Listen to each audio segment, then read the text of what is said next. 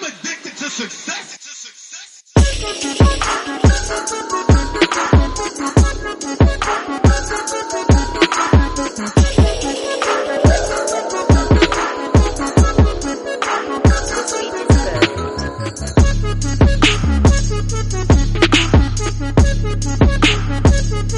What's up? What's up? What's up?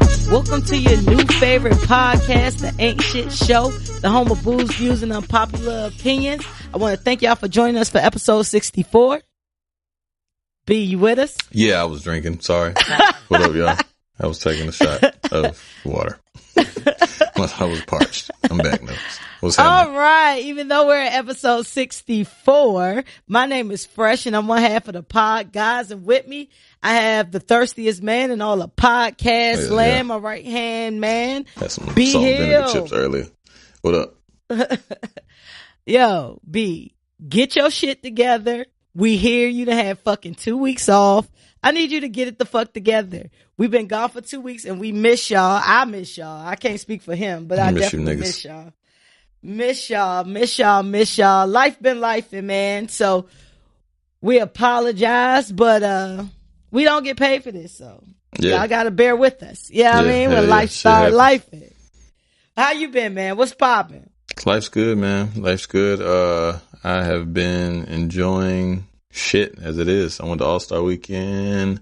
Tell me about All-Star Weekend. It wasn't all that. It was cool. Like, it wasn't like CIAA I've had way more fun at CIAA. Word? All-Star. Hell yeah. Was All-Star too expensive? It was more family oriented and shit. Like, it wasn't, like, I went down Saturday morning and, yeah, it was just like, I went down Saturday. I got there probably like 12. Got all my homeboys and shit. I mean, we went to some parties and shit. They were cool, but the town, like the city and shit won't buzzing like it was. Like, it obviously predominantly won't. It was a lot of black people, but it was still a lot of, it's the NBA. So yeah, they had to, Was shit more expensive? So, you say what? Was shit more expensive? Like, was it more expensive than CI?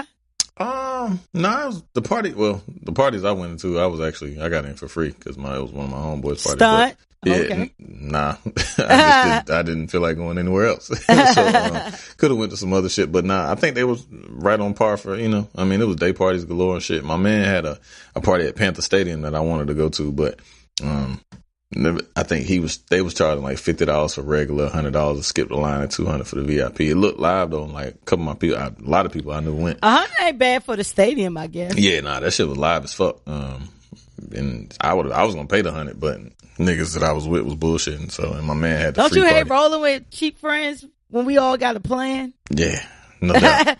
I mean, like, you know what we going to, bro. Like I get it, because I wouldn't pay $100 for shit, pretty much, to go into a party.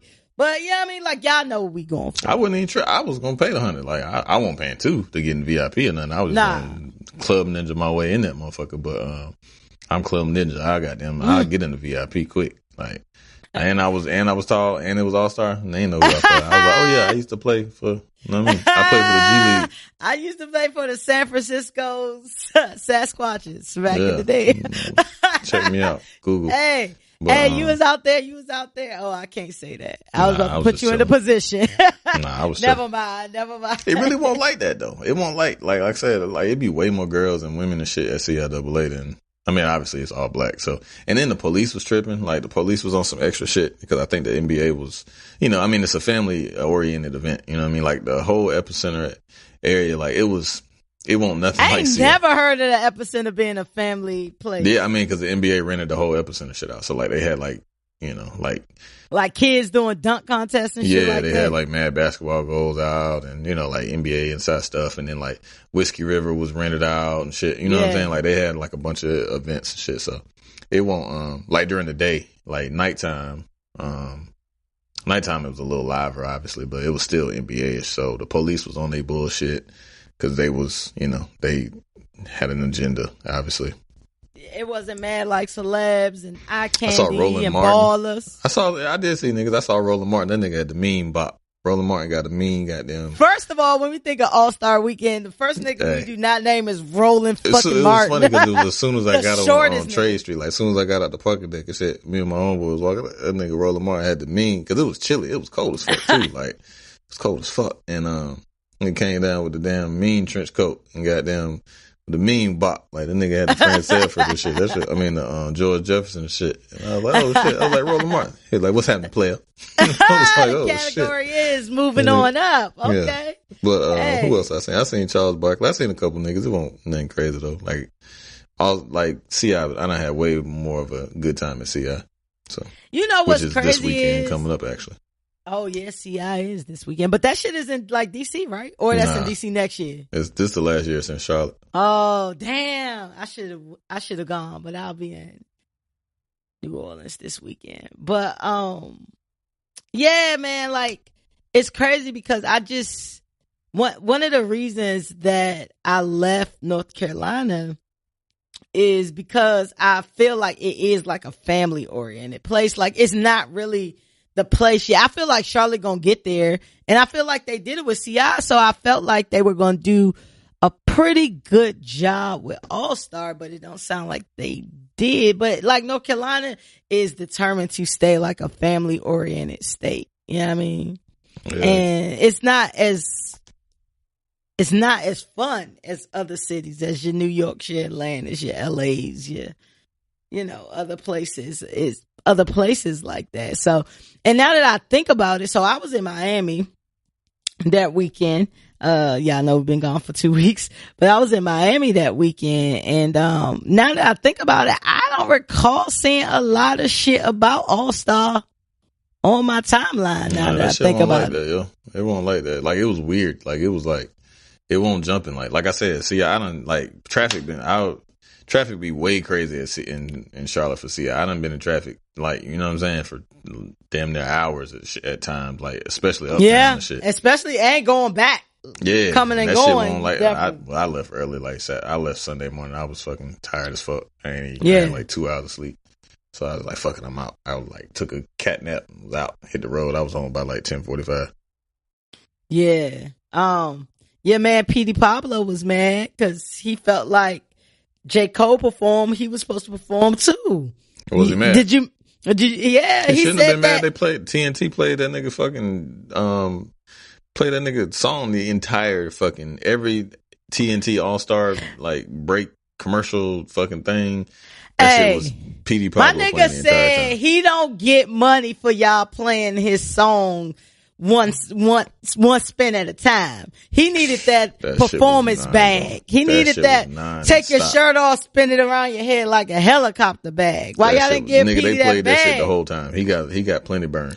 He got stupid. Hey, that nigga TNT. made a whole 74 cents from the stream of that. That nigga got that shit. They played. If niggas ain't know, they played some money. I wouldn't even say that because motherfuckers, all they had to do was like, what song is that? And then they Shazam that shit, and that shit was goddamn. Come on, don't you try to say that people don't know what P.D. Pablo take your shirt off, spin around your head like a helicopter is? You know what I'm saying? Like, everybody ain't from North Carolina, you know what I'm saying? So. Listen, that's all. If you under 18, you shouldn't have been at All-Star. If you over 18, you should have heard that song at some point. It ain't even. Nah, I'm not saying. I'm talking about on TV. They played that shit like so. Everybody was watching that shit. Oh, you talking about so on from TV Thursday live. night, the Thursday night activities to fucking Sunday to the game. Every time TNT was on, that shit was fucking down the whole fucking time, like every fucking time. I was like, God damn, man. Like I even put it on my Facebook, like, and I don't even be putting shit on Facebook. Hey, facts. You went to your Facebook. Yeah. So listen, do you ever like think about what you doing and be like, what audience would this work with? Cause I don't really fuck with Facebook like that. And you could probably look at my Facebook. You'll probably be like, this bitch ain't never here. But my Instagram, something always going on. You be thinking about, I judge people if they go on Facebook Live. Like, I love Twitter. I never leave Twitter. Twitter is that's my getaway. I'd be saying all type of random shit on Twitter. Yeah. Twitter is my go-to place when some shit going down. I love Twitter for that. Facebook, I used to be on Snapchat. Once Snapchat got all complicated and all that bullshit, I think everybody left Snapchat and fucking Instagram stories became Snapchat and shit like that. But you can talk to a person and figure out if they Facebook person, right, or Instagram person. Yeah, yeah. I mean, sure. Like my Facebook feed is so trash. It's like it's the same motherfuckers Facebook. That like my shit is so rowdy. Like it's the rowdiest shit ever. Like it's fucking, I hate it. Shit take you out, right?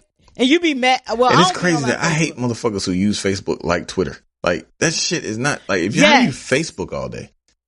Facts. You know what I mean? Like I'm gonna tell you what's worse than that. A nigga from a small town, right? Like if you from a small town, like I got cousins and stuff from like small towns, and I know people from like smaller towns, and they use Facebook to know everything that's going on like in the town. And shit. Like, and the thing that I hate most about my personal Facebook is because like on Instagram, Twitter, all that, you can follow me or I can follow you. I may not know you from a can of paint, right? I just like what you post or whatever the case may be. My Facebook is niggas that I actually know. Right. Like I've met you at some point in life. You've been a part of my life, something. I know you. So it's like exhausting that I know this many toxic people. It's just like, what the fuck? Like, I hate the motherfuckers who work with you trying to like, I don't take people I work with me. Like, I seen a meme, like, I don't add motherfuckers from, on Facebook, that I work with unless I seen them do some shit illegal. That's shit facts. Really listen, I probably about, at what point in my career? It's interesting because we're going to talk about phases later. But like probably a long time ago, I ain't gonna even lie. Like when we were working like in customer service and shit like that, I was with the work shit. I was with the we friends at work, we friends outside of work type shit. After that shit, I stopped accepting people. Like I blocked people. Like nobody on my Facebook, I probably know past. Like if we didn't become friends before like 2008 that I work with you, right? I block you. I don't even accept you. You know what I'm saying? And then I got mad motherfuckers in purgatory and Facebook friend pork. Like, and it's weird because like this like a couple people like my boss, my current boss, she like sent me one and I just left it there like, I ain't fucking like I'm not doing that. Like, and then like this girl just started like I was training the bitch and then like I was training the bitch. As I was training the bitch like sent me a fucking friend request like bitch. We're not friends. Like, we're not friends. Listen, I don't know. It's weird, man. Listen. And motherfuckers be taking that shit to heart. Like, that shit is some real shit. 100%. Like, nigga, I don't. 100%. People just want to be nosy. For sure. Like people just want to be nosy. Like, real talk, I had so the other nosy thing is LinkedIn, right? You got LinkedIn? Mm-hmm. Okay. So, niggas check your LinkedIn to see what the fuck you got going on and shit, right? So my LinkedIn is purely like professional, you know what I mean? Shit. And I had a bitch that, she got fired from not my current company, but the company I was at prior to. And she got fired and like I see her look at my page, you know what I mean? And she finally hit me because on LinkedIn you can see if somebody looked at your page or not. They need that on all the joints. First of all, for other people. Now I can't snoop, so let me just take that back. No, y'all don't need to have that for everything because I do be looking at people's shit. But she gonna hit me and was like, "Oh, like, hey, how you doing? I see you got a new job at a new company. Look like a dope position. Blah blah blah." Did you leave by choice? Bitch, you got fired. I did it. Like, what I'm gonna tell you, like, I wouldn't even right, bruh. I read her for blood. Like, I wanted to let her know. Then she tried to kick some shit to me like, yeah, like, they just be wanting black women to go up against each other. Blah, blah, blah, blah, blah. I was like, nah, I had a great time at that company. The only reason I left is because one, I was a contractor, and two, the commute was crazy. Yep. So no, that's all on you. Like, you know how people try to get you to go in with the shit they going through? Nah. I'm declining your pity party. Exactly. I basically read her and I was just like, good luck with your future endeavors. I wouldn't hit that bitch back. I hit her because I want you to know I know what you doing. She talking about they was trying to put us against each other. We do totally different jobs, my nigga. Like, what would be the point? And both of us was contractors. What would be the point of putting us together? Like, no, you sucked at your fucking job and you just need to own up to the shit, because if I was your boss, I would have fired your ass too. But that's that. I told you I went to Miami. Oh yeah, that's hard. Miami was dope. Miami was warm as a bitch. Always. My homegirl live in Miami. Shout out to Matilda Joy. Tilly B. Y'all done heard Tilly. Tilly in her rack. But she live in that area, you know what I'm saying? We had a good time and she love it. She loves that area. She loves Fort Lauderdale, Miami, all that shit. And I couldn't deal with that type of heat year round. Like, it's dope to go and whatever, but you dealing with like 80 degrees all day, every day. That's but beautiful. The good part about it is it wasn't like, you know, like in the summertime when they be having like them rains and shit, so it get like mad humid and shit. Mm-hmm. It wasn't like that. So that was super dope. Yeah. But she love it. But she like, yo, I could never live in Atlanta. And I'm like, yo, I could never live here. Like, I'm definitely going to buy a beach house there. Manifest your destiny. I'm definitely buying a beach house somewhere near the water. I don't know if it'll be, you know, Miami, Florida area. I don't know, because people in Florida crazy. For sure. Or it'd be like Malibu or some shit like that. But I'm definitely getting a beach house. But I don't know if I could do that year round. I need seasons, bro. Like, I need to be able to dress in layers sometimes, swag like it out seasons. that way. You know what I mean? Appreciate shit. Yeah, for sure. Like, I wouldn't be able to do it. What else I've been up to? Went to the Dream Show. Ugh. Nigga. Nigga sound like me. That nigga cannot sing. That nigga do not sound like you. You wish you sound like the Dream. Dream dope as fuck. Dream put on a fucking show. I bet he put on a good show, but he can't sing though. He put on a fucking show. Like, Dream put on a fucking show. Like, he did hits. He did like some of his new shit from his Menage a Trois sex tape is like mad songs. But what I will say about Dream in this particular tape or whatever, he called it a tape, but this project or whatever he put out, because Dream has a signature sound, you can't do 30 songs, bro. Because some of them start to sound the same. It's kind of like a Travis Scott. 29 like, too many for me. You a hater like fuck. Let me tell y'all about B Hill. B Hill be sending me artists that he be thinking is so dope, and them bitches be nasally as a bitch. Not true. They have one note. Not true. They be like, this nigga Dream cannot sing at all. Like, he cannot sing. Dream can sing. No, Dream he cannot, can write. man. Dream. He can write great music. Say that. Dream. But he cannot sing. Neo. Ty Dolla $ign. No. They are my Neo favorite. can sing like a motherfucker. Neo can sing. And don't couple him with fucking the Dream in terms of vocally. Nigga, the Dream is dope as fuck. Yeah. I mean, to each his own. Some people like him. I just can't fuck with him. I love the Dream. He's one of my top funny looking artists, along with Ty Dolla $ign and Neo. Guys that really shouldn't be performers, but they so dope they can be performers. They really need to be behind the scenes because they all funny looking as fuck.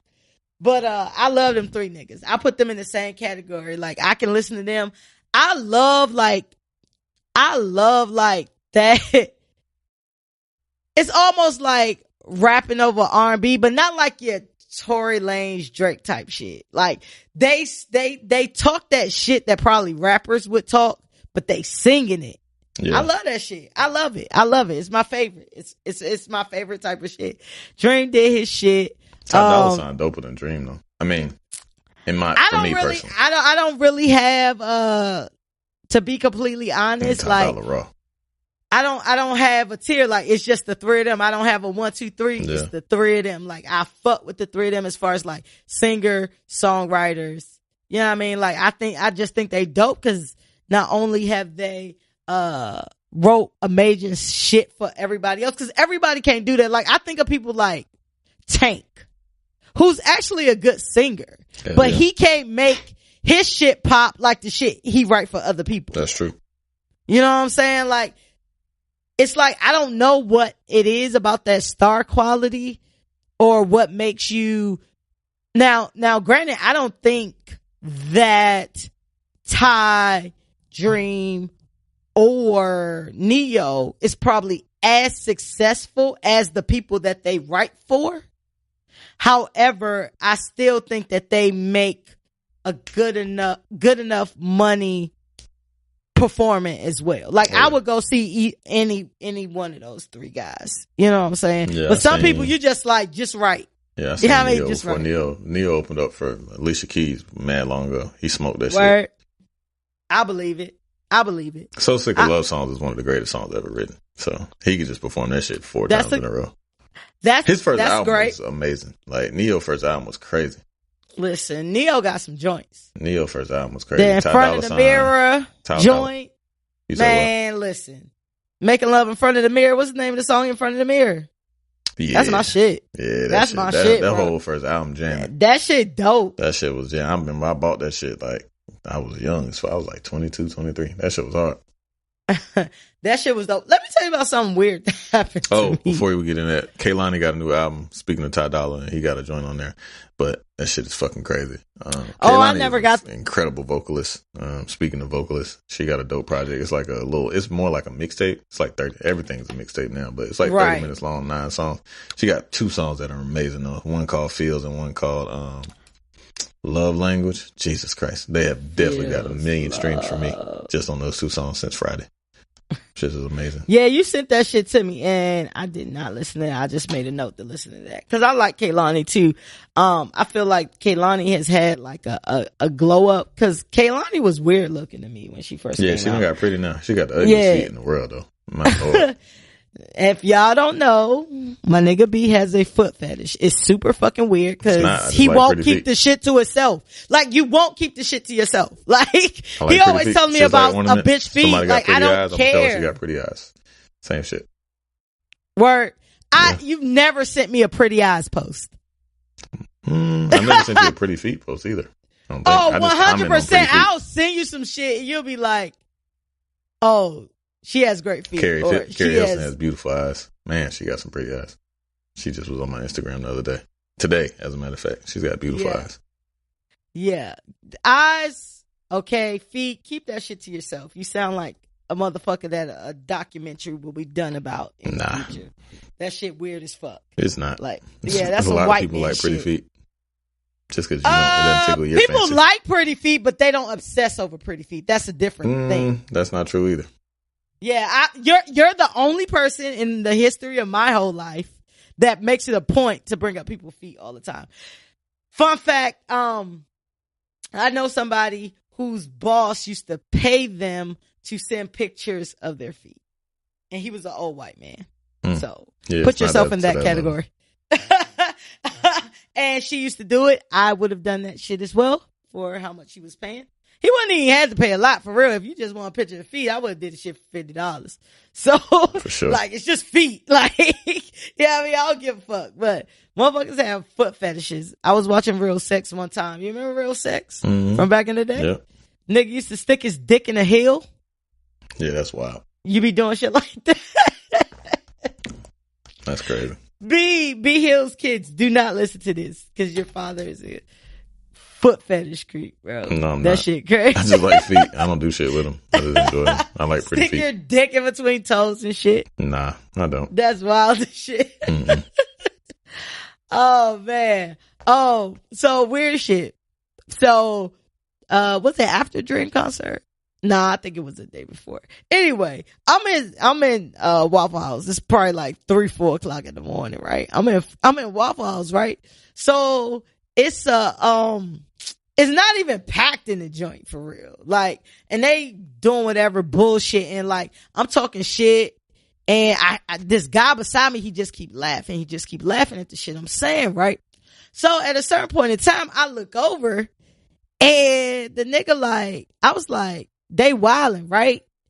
And so he laughing. He like, yeah, blah, blah, blah, blah, blah. I don't know what they doing. They tripping like, I'm here to buy my pregnant, fiance some food. You know what I'm saying? So I need to just go back to the crib. So I'm looking at the nigga. I'm like, you look familiar. So I'm like, you're a rapper? So the nigga go, nah, I'm a singer. So I was like, I'm drunk as a bitch. So I'm trying to put it together, like where I know this nigga from. It's fucking Jay Holiday, right? Oh shit. He won't parking cars? Right. So it's Jay Holiday when I tell you like he looking Superman regular. Not that he need to not look regular, but he looked like he made less than me. All I'm gonna say. Y'all ain't should have bonded on your DC shit. Right. Your DC magic should have like kicked in. Nah, that ain't how that shit works. Your slop socks. Like I'm looking your slop socks should have activated and started like rising up. That would be dope. So the nigga like, I was like, why? So I was like, Jay Holiday. So he's like, yeah, it's time blah, to go blah, to blah, bed. blah, blah.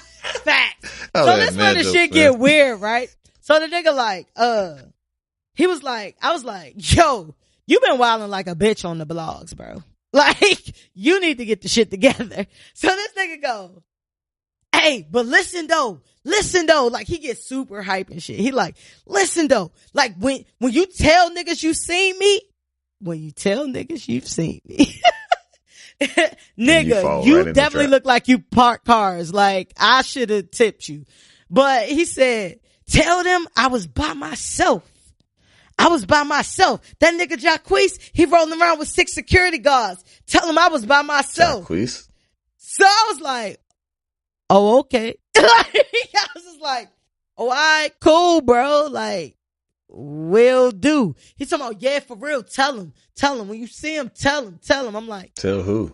All right, bro. Like, and then he like grabs his food and shit. He like, all right, right. Dap it up. You know what I mean? Cause I ain't telling him like, yo, like I got a podcast, blah, blah, blah, blah, blah. So I don't know who these people were that he wanted me to tell. You know what I mean? That he was by himself. And the significance of that. But it was funny because he just like really turned up once. Like, I was like, oh, like, nigga had light eyes. He ain't had the thin cornrows. But I was like, oh, this nigga look familiar. Like, he looked like somebody. I ain't know who the fuck he was because I was very lit. So, you know what I mean? But that shit was mad funny. And then Tilly was with me because Tilly was in town. We went to go see Dream. We both fucking love Dream. So the nigga walking out, Tilda like, yo, who was that? I was like, that was Jay Holiday. She was like, oh shit, what the fuck that nigga talking about? I'm like, yo, I just had a whole conversation. Right. That nigga could have been like, yo, I'm about to whip your ass with. Tilly wouldn't have even been there to, like, she's sitting right beside me and shit. Like, she ain't even alert enough to like know what's going on and shit. That shit was like mad fucking weird. But anyway, that shit was funny as shit. What else was going on? We ain't been around for 2 weeks, so I just need to let y'all know what's going on and shit. So have you seen this Nike commercial about women being crazy? Yeah, that shit was fire. Right. So, I saw that shit and I thought that shit was so dope, right? So I don't even remember what blog it was under, but I'm reading like the comments and shit, right? So it was mad crazy because, yo, it's really people out here that just like hate, like they hate. Yeah, that's what they minorities, like they hate women, they hate black people, they like, hate. It's just people that aren't positive. Like, and it's just like, you know, I'm seeing this ad or whatever, and I'm reading the comments or whatever, and the blog that posted it was, I want to say like a sneaker blog or whatever. I'll forward that shit to you later, but it was like a sneaker blog. So I know it like reposted a lot of places, but the first place I saw was this particular sneaker blog or whatever, right? And like it was mad niggas in there like, oh, women act like they got it so hard. They always want equality. How the fuck they talking about they ain't got equality? They always this, like they always that. And I'm looking at these pictures. It's either like trolls, the trolls who don't have their own picture there. They don't have no pictures. They might got 8 pictures, and they basically use their Instagram for trolling, basically. And then the rest of them were like white men. You know what I'm saying? Like, so they going in. So my comment was, yo, this is a dope ad. And I was like, side note, I was like, it is really some men in here that really hate women. Instead of commenting, won't you go and circle jerk with your homies like you normally do? That was my comment. So like, it was mad trolls. Most of them was trolls because they ain't had their own pictures and shit like coming. Like, how the fuck women always feel like they got everything? Ain't nobody hating them. Like, people always want to feel like they oppressed. Y'all ain't oppressed. Y'all just want some shit to complain about. Like, whatever. It was just, it's, you know, it's not that we don't know the shit that's going on in this world, right? It's not that. It's not that at all. It's just that how people will go out of their way. Cause if I'm saying some shit about circle jerking and shit don't apply to you, you ain't gonna say shit. Right. Or if I say some shit about men hating women and that don't apply to you, you ain't gonna say shit.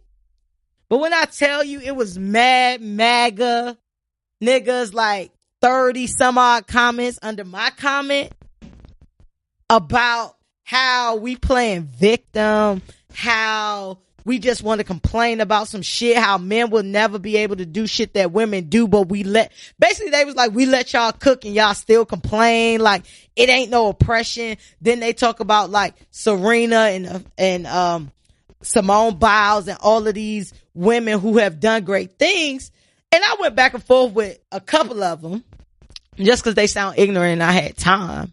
You know what I'm saying? It was just like, yo, like, just because you can name 4 women that are great, what about all the hundreds and thousands and, you know what I mean, that didn't make it to that level because they wasn't as strong as these women in this shit? You know what I'm saying? I just don't understand how in this particular instance, like, if you hate women so much, if you hate black people so much, like, why do you take the time to add so much credence to anything that's being done? Like, if you don't like what's being done, don't buy Nike. You know what I mean? If you don't like what's being done, don't watch the shit. You know what I'm saying? It's just amazing to me. Like, did you see any of that in the comment section? Nah, honestly, I don't be looking. I mean, like, unless some shit funny, I don't be looking at the comments because I don't really be giving a fuck with people because I don't like all that shit just breeds negativity. So I don't feel you on that. A lot of that shit I breeze through. You know what I'm saying? Like, if I some shit funny, I'll look at the comments because I like to see like niggas roasting and doing all that shit. But otherwise, like, all that, I ain't finna go through all like the racial shit because that shit just gonna do nothing but piss me off. And I'm definitely not finna be arguing with niggas in somebody else's comments and shit. That just ain't some shit I'm finna do. But yeah. But nah, I ain't paying no mind. I mean, but you know, that comes with the territory. Like, anytime, because Nike's ahead of the curve in terms of like support and, you know, in their you know, thought processes and getting in front of stuff and, you know, how they support. So you know, I looked at it for what it was and looked and admired how well it was done and how you know the importance of it and kept it moving. I don't really. It's just I'd rather just enjoy the commercial. I ain't finna like go in and do all that shit. I can't do it. That shit. Yeah. I ain't got the time or my capacity. I feel you on that. I think that for me, like, I thought the shit was so dope, so I was just trying to read what people were saying about the shit. You know what I'm saying? And I just saw all this negativity. And again, I'm on a shoe blog. You know what I mean? And majority of sneakerheads are men. You know what I'm saying? And so it was just like, I'm sure the Shade Room comments were totally different from this sneaker blog that I follow. You know what I'm saying? But it was just crazy to me. And it's just crazy to me how somebody outside of your circumstances can tell you what your circumstances are. Right. You can't tell me the plight of women. You can't tell me the plight of black people. You can't tell me the plight of anybody that's not you. Right. You know what I'm saying? Like, you can't say that. You know what I'm saying? It's kind of like, we let you cook. You know what I mean? Like, we let y'all cook. Y'all need to just chill and stop complaining. And I think, you know, also just related to work. I told y'all the type of work that I do, you know what I'm saying? And it's been a lot of crazy stuff going on. And these white men feel as though they can say whatever they want as long as it's kind of visual, right? So they take things as it looks. So it's like, all right, if we all men in here, we should feel the same way about shit. You know what I'm saying? Not knowing that some men are black and some men are gay and some men are this and some men are that. So like, I just been dealing with that shit for like 2 weeks straight just because of the type of work that I do and the shit I've been looking at work. And I'm just like, yo, this world crazy, bro. Like, it's a wild this world crazy. It's definitely a wild world. Speaking of wild world, for y'all people with kids, nieces, nephews, cousins, whatever, I sent that shit to you, B. Like, it's this whole shit going around on YouTube Kids where they teaching kids how to commit suicide. That is crazy. Yeah, that's and fucking wild. I ain't even see that. How is your mind so convoluted that this is what you want in life? And again, I go back to my whole saying of, you know, same way you believe in God, you gotta believe in the devil, and everybody ain't bought here by God. You know what I'm saying? It's demons out here, dog. And if these last few years ain't taught you, it's demons out this bitch. I don't know what to say for you. You know what I'm saying? Like, it's people out here that just plot on, you know, people's demise. You know what I'm saying? So watch your children. Your kids be on YouTube and shit. Yeah, my son do, but I limited that shit because he be cussing and shit. So I told him no more YouTube. That shit be killing him too. He love YouTube because all he really does is watch like these fucking kids weirdos play kids. Like it's not even him. Like it's more like adults playing video games and shit. Shit is the weirdest fucking thing in the world. Like these kids weirds with that. He'd rather watch that shit than anything else. But like he be cussing and shit and. Cause like it's basically like that Twitch or whatever the fuck that shit is. So they record themselves playing the game and shit, and they like, you know, killing people and doing shit. And I was like, nah, no more of that shit, bro. Yeah, can't do it. That's good. I'm not with it. Like I'm not with it, and I don't have kids, but I still have to, you know, I have to check in on my siblings to be like, yo, you checking our niece's shit. You know what I mean? Cause people be giving kids too much freedom. You know what I'm saying? And it's just more ways to get in trouble or more ways to learn shit you shouldn't be learning. Right. Or more ways to put ideas in head. At first, all you had to worry about was people outside your home, like the friends and shit, the neighborhood and shit. Now you gotta worry about basically the whole world. Yeah, for sure. That gotta be stressful for y'all, man. Shit's trash. That shit. Speaking of trash, I know it's been a few weeks, and the reason I want to recap this really quick is because it's been a few people that hit me, was just like, yo, I need y'all to do the talk about Abducted in Plain Sight. That is the dumbest fucking shit I've ever seen in my fucking life. So y'all know I'm always fussing at B Hill about halfway doing some shit, so I had to fuss at him again about that shit. Talk about what was your thoughts on Abducted in Plain Sight? It's one thing to fuck your friends. I mean, like fuck multiple friends and shit. But when you fuck the whole goddamn family, from right, from mama, daughter, and the goddamn kid, like the mama, daddy, and the fucking kids, like you a goddamn whole animal out this motherfucker. Like you a whole animal out here. That motherfucker fucked the whole goddamn crib, like for real, and got them still tingling to this day. Still got dicks hard and pussies wet, man. Like, bruh, that shit is the weird. When I cut that shit on and I was looking at that shit, and I'm like, man, this shit dumb as fuck, man. Like, it's so far fetched and like. Do we think it's real? That's what I was gonna say. Like, it's impossible that it could be real, but they just sitting in there looking stupid as fuck. Like these motherfuckers smiling and shit. Like, this motherfucker done abducted your whole goddamn like little girl and took her away and then abducted her ass again. Man, that shit is the dumbest shit ever. Bro, man. Listen. He came to the crib. He said, look, I'm about to take her out. So, Abducted in Plain Sight, we talked about this the last show or the show before last. So, it's on Netflix, right? And we told y'all to watch and appreciate all the people that was like, yo, I watched that shit. Y'all told me to watch that shit. Now y'all need to recap that shit. So, but the crazy part is you only like 10 minutes in before she get abducted. Damn, man. I'm just like, what the fuck is the rest of this hour and a half about? And she's already abducted. But oh, sir, they had more shit to talk about. The nigga he said, yo, I'm coming to pick up Jan. What's Gucci? She said, no. Then she said, yeah. Then you sent your daughter. She said no. And the nigga was like, nah, I'll be back. We finna go. Facts. Nah, we good. She about to take these allergy meds. The fuck? And but all right, so just off break. Here's the crazy thing. Because you let a nigga with kids. Right. 5 and you having multiple kids, let a nigga take one kid with them. That's weird off Bucks. Like off Bucks, like, why do you need this one kid? And we talking about basically 9-10 kids in the mix. Right. But you coming to pick up one. Right? Then the nigga tell them like, the nigga then comes to them. All right, so she gone for 5 days. 5 whole days before they say, oh, it might be a problem. Nigga, first of all, I'm not giving my kid away.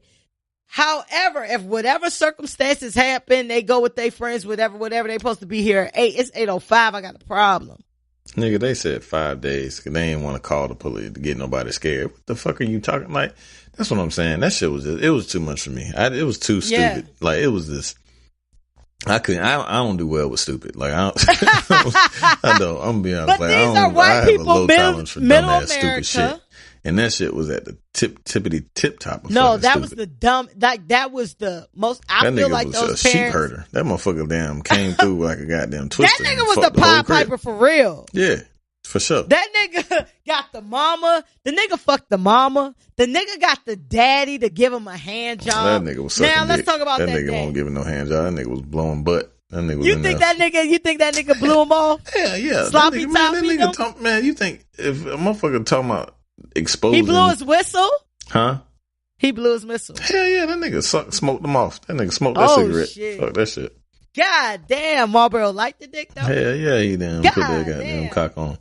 Like, that shit, nah, you talking about, that shit was a cold line though. Can you relieve me? That shit was hard. Relieve me is crazy.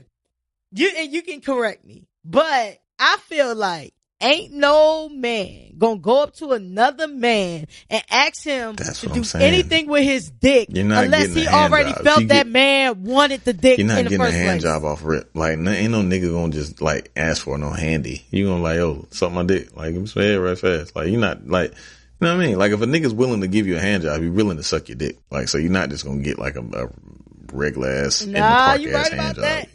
Because I know he sucked him off, and then he looking at, they pan back to his old ass sitting in the chair looking like, I miss it so much. Like I missed that dick. That shit was the dumbest shit ever. Man. I definitely feel like the dad was gay. I feel like this guy was a master manipulator. Like he knew that and we talking about what, 40 years ago or some shit, 50 years ago? In the 70s, I think it was. In the 70s or something like that.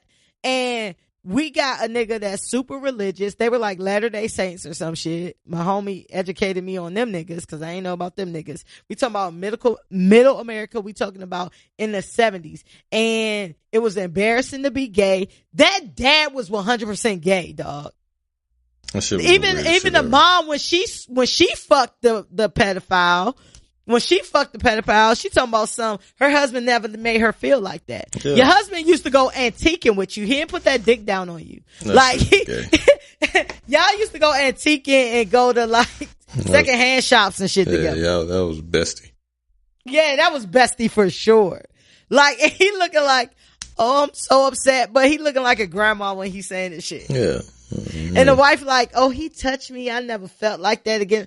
This is a nigga who fucked your daughter and fucked your husband, and you smiling when you talking. Nigga fucked the whole squad. Put that wood on him. That is crazy. That shit was crazy, man. That shit. Then he told the little girl first, and then he went to the family and said, I have a problem with pedophilia, basically. Can I sleep with your daughter to get it over with? To make me better. You know what I mean? Like, And they was just like, oh yeah, sure. What parents? They need to go to jail. I don't care if it's 50 years later. I don't care what the statute of limitations is. They need to go to jail. And I need to know, I know his wife was just like trying to protect him. I need to know where his kids was at. Right. Where the fuck was they at? Like, I need to know all that. Like, that shit was crazy. That shit was dumb. That was the dumbest shit. That was the most time wasted of my life. I couldn't take it. I had to cut it off. Bro, I watched the whole shit. I googled the rest of it to find out what happened. Cause I thought the bitch I was like, what? The bitch gonna fuck around and marry the nigga or some stupid shit. Like when they were like he got off and shit. Like when they were like they signed the affidavit because they didn't want to release that they was gay and all the shit that he did. I was like, man, that's when I was like, oh, fuck this shit. I'm not watching this shit. I feel like that was the bullshit because I feel like if back in that day it was so horrible being gay, if you tell on me, you telling on you. We both going down. And at the end of the day, as a parent, you gotta take them L's. That's what I'm saying. Even if you was dumb enough to do that, and you like still wouldn't be. I don't even know if that everything would hold up. Like if you know for a fact that they abducted your child, like the federal would like overstep those boundaries and still prosecute. Like you know what I mean? Just like I don't know. That shit just seems so damn phony and fictitious. I couldn't get with it, man. That shit was just. It was like every fucking 7 seconds, stupid shit was happening. I was like, man, no, that you're right. Like, I was like, you know what? This shit is dumb. And then the aliens came in, and then it was like, oh what the fuck my are we God. talking about, man? How you come up with this whole plan? Why your wife just let you leave? Why everybody just let you leave with this daughter? Like, yeah, that shit was crazy. And I don't know what they're going to do with that. And the daughter has been in like an actress and shit. Like she been in like shit that I watch and shit, like Criminal Minds and shit like that. bitch done been in some alien movies. That bitch need to phone home off that ET shit. Like you knew you was 16. Yeah, you was getting fucked at that point. Yeah, man. Like that shit was crazy. That's y'all Abducted by Plain Sight recap. Y'all need to watch that shit. If y'all want to watch that shit was mad wild. Let's get into some Black history. Oh, watch True Detective too, man. True Detective? Hell yeah. Tell me about it. That shit was good. It's with the nigga from Mahershala? Yeah. The season finale came on Sunday. I ain't get to watch it yet, but that shit was good up until that point. So I'm gonna watch that shit tomorrow. I was gonna try to watch it yesterday, but I was tired as fuck. And but yeah. I started watching Good Girls on Netflix. About these housewives and shit. They rob and shit, they get caught up with the gang and shit like that. Oh, yeah. I'm only like 3 episodes in, but I might do True Detective. True Detective. That shit, it's on HBO. That shit good as fuck. What's the basis of it? It's there in Arkansas. 2 little kids come up missing and shit, and they're trying to figure it out. But it's weird though. It's mad weird. Like if you've seen like the first True Detective was really good. The second one was weird as fuck. But this one like is going because each True Detective. Wait, it's multiple seasons? Yeah, but their own like they're their own anthology. Is it anthology? Okay. That sounds right. Yeah, so like their own like it's the basis. It's of new True every Detective. time. It's a different True Detective. So you don't have to watch one season without watching the other one. So you suggest I watch the third one with the first one was good too with Matthew McConaughey and Woody Harrelson. That was really good. But Woody Harrelson and Matthew McConaughey? Yeah, shit was fun. That was good? Yeah, shit. Okay. Hell yeah, those are great actors. What do you mean? I get comedy when I hear them two together. Matthew McConaughey was in fucking A Time to Kill. That was one of the greatest I think of Woody Harrelson as comedy. I don't really think of him as serious, but that's just me. I'm not saying it's not right. Okay. But yeah, the third season is really good. It's Buddy Marshall, whatever his name is, Marshmallow. And then some other dude, but it's based in Arkansas. Shout out to him for his Oscar, by the way. Shout out to him, absolutely. Him and Spike. Him and Spike and my girl Brenda from 227.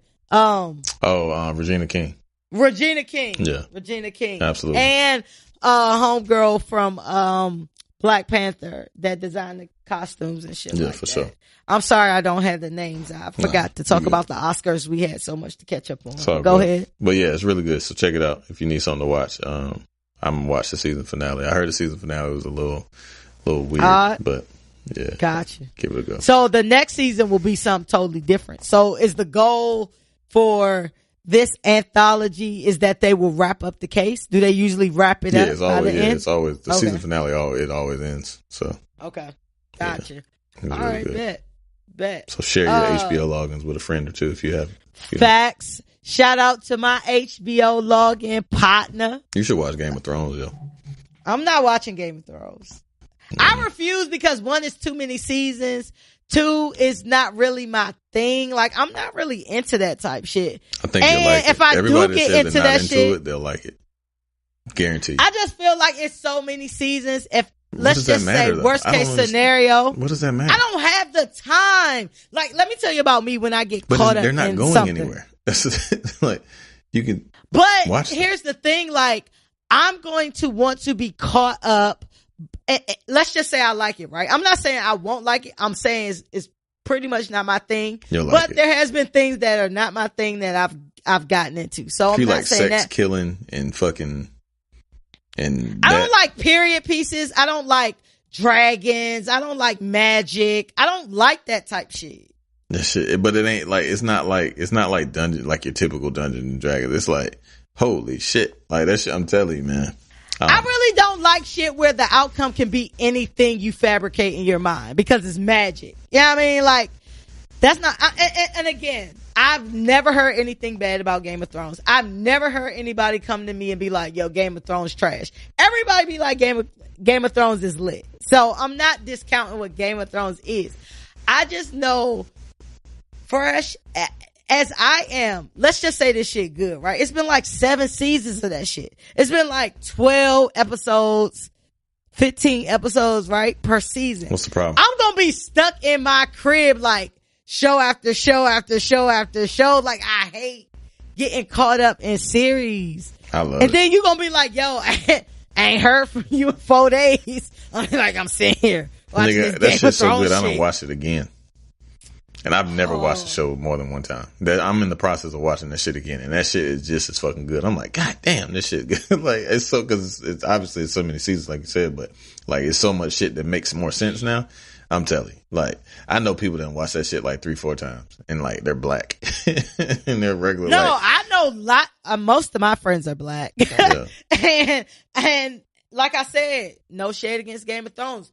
Everybody say that shit. You should watch. I'm telling you, man. You like should watch everybody it. If you got a login, you should watch that shit. You could watch 1 or 2 episodes a day and be like, fuck, man. There's so much shit. Like, it's like literally like how life could be. It's kind of like corporate America, but like meets swords and fucking shit like that. Like, motherfuckers is really about that. Do they talk in accents? You say what?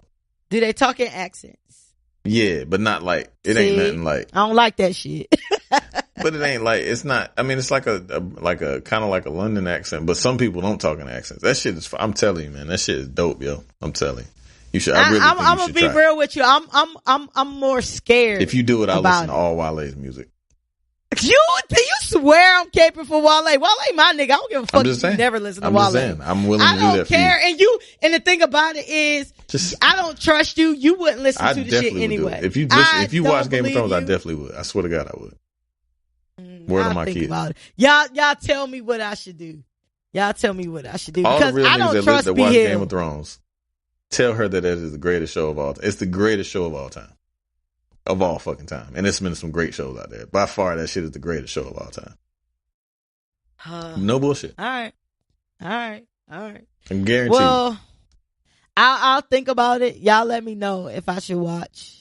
I know all y'all gonna say yes. I don't even know why. Motherfuckers be getting killed. Bro. Motherfuckers be doing like motherfuckers like you play with a motherfucker. Think you gonna play with a motherfucker? What was the shit before Game of Thrones? Everybody was on. Was it Breaking Bad?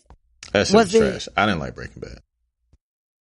It was Breaking Bad. Yeah, Breaking Bad. Is Breaking Bad the shit with the zombies? Nah, what was the shit with the zombies? Dead. I don't like that shit either. Walking Dead. That was the shit everybody was on. I never watched that shit. I didn't like that. But people did. And I feel like I would like zombies over magic. But I never watched that shit either. Nah, I'm cool on that shit was whack. I tried to watch it though, but I just didn't.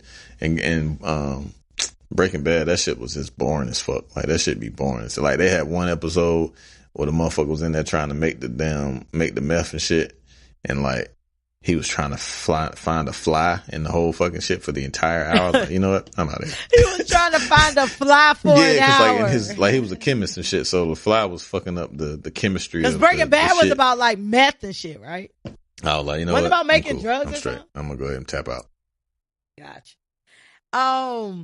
All right, so I'll think about that. I will honestly think about that. Tell you. I just don't want to get myself in a position where I don't want to do shit and go nowhere because I'm fucking watching fucking 6 episodes a night and shit. And they like an hour a piece, right? Mm-hmm. Worth every fucking minute. So when y'all don't get this podcast because I done got fucking caught up in Game of Thrones, blame it on B. That's you fine. know what I mean?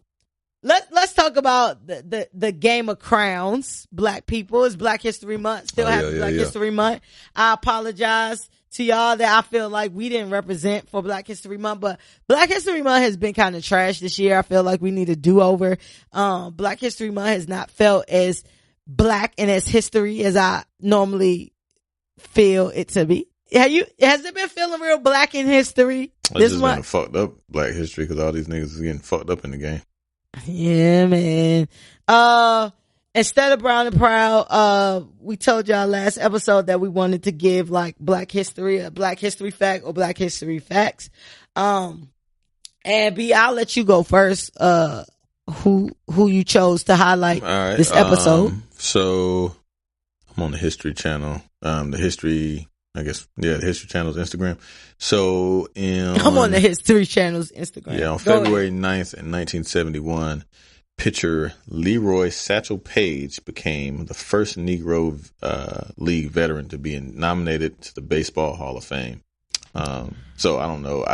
I used to love baseball as a kid, not so much as I don't enjoy it at all actually at this point. But Satchel Paige was incredibly talented.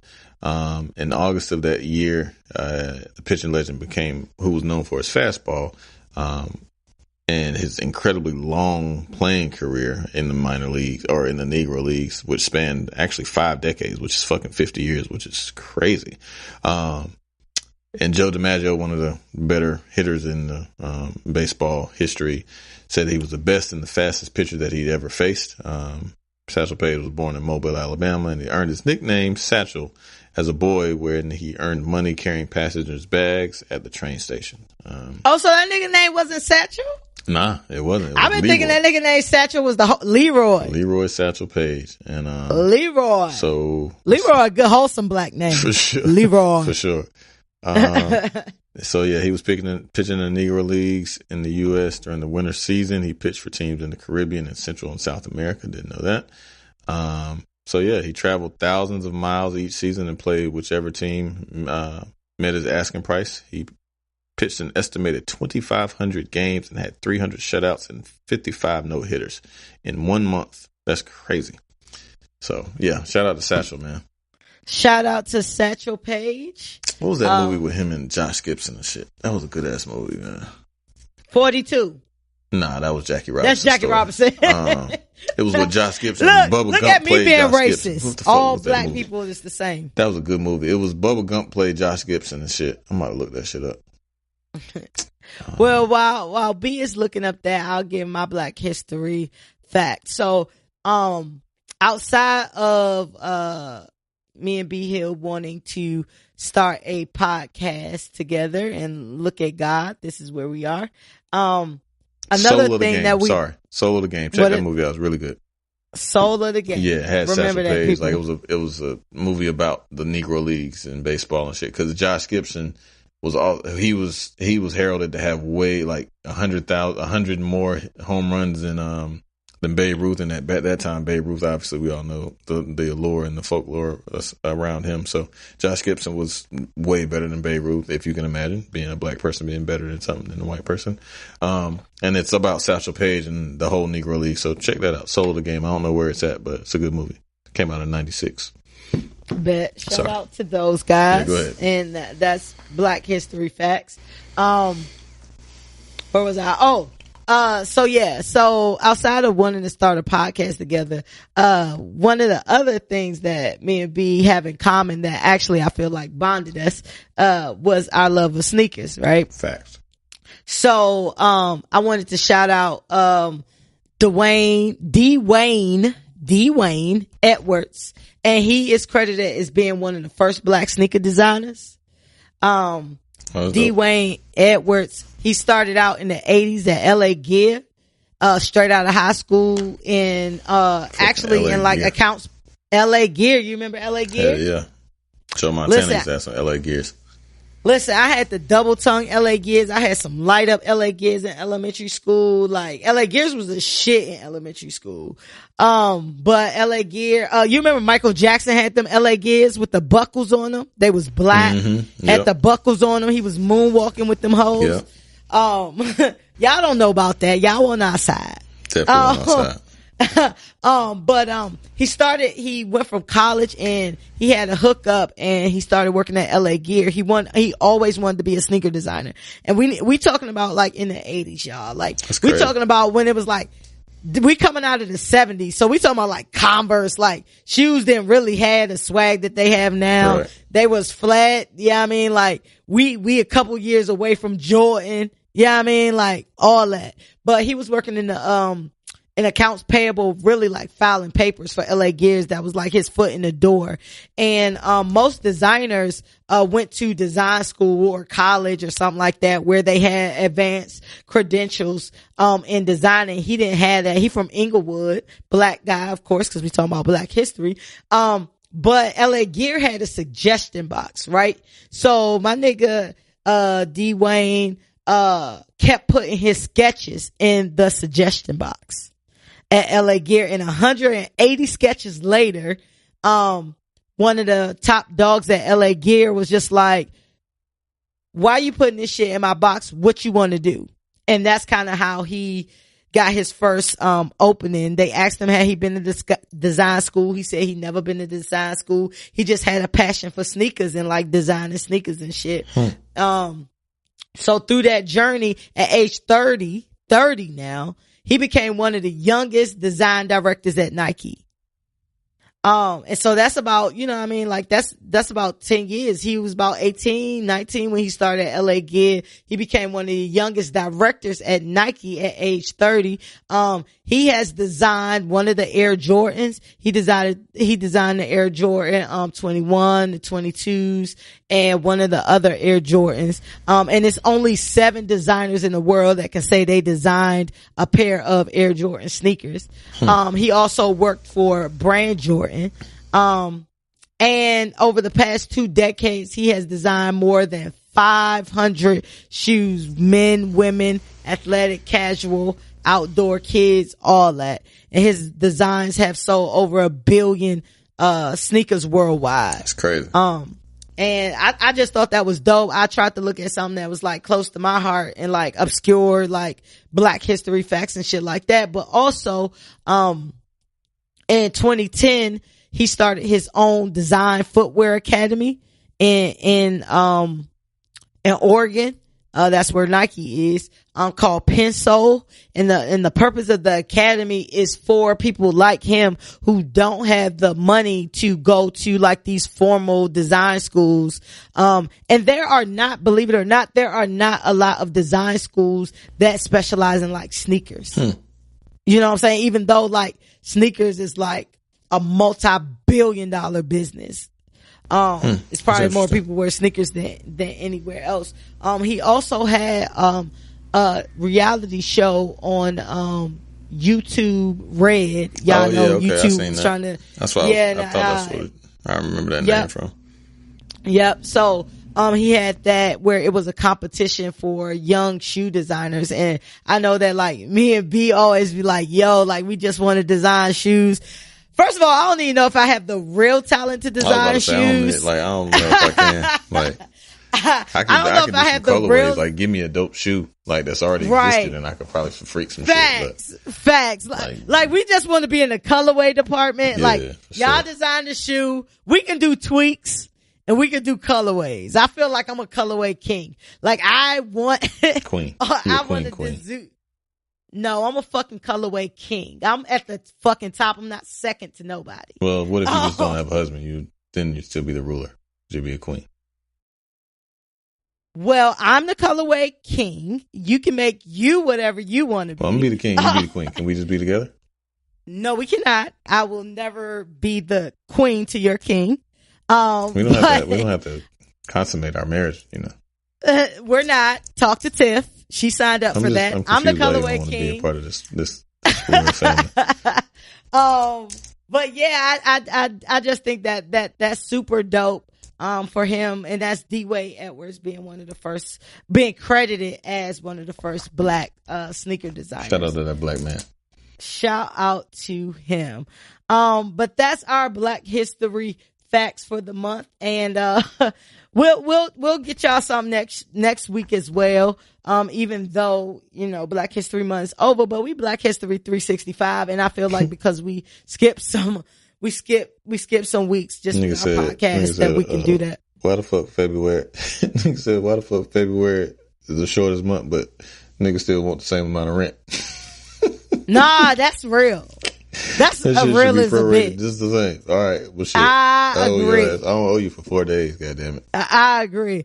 I posted a meme in my story that said, I'm gonna go without drinking for February 29th, 30th, and 31st. Oh yeah, I seen that.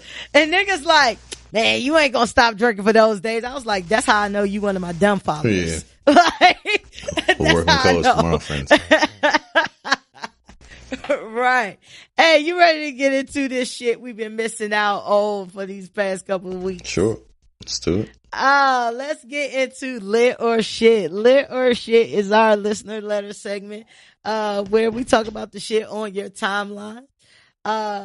B, what is your kryptonite today? I got a little Kettle Uno. Kettle Uno. I am on the Jack and Ginger. Let's get into it because we need to put our cups up for the February arrest report. Yeah, it's been a lot going on. Let's go into the February arrest report. Some of these things, all these things are still going on, but we haven't been here for 2 weeks, so you know we might need to recap a little bit. So let's start with first and foremost.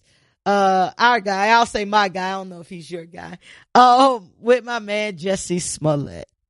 So just to give y'all a recap, Jussie Smollett claimed that he was attacked by 2 white men in MAGA hats that poured bleach on him and tied a noose around his neck. Come to find out it was actually 2 Nigerian guys that used to be extras on Empire. Those guys are currently working with police to say that Jussie paid them for the attack. Jussie was arrested by Chicago PD. And the current buzz is that Jussie, staged this whole attack to increase his pay on Empire and or not to be written off the show. So much going on with this story.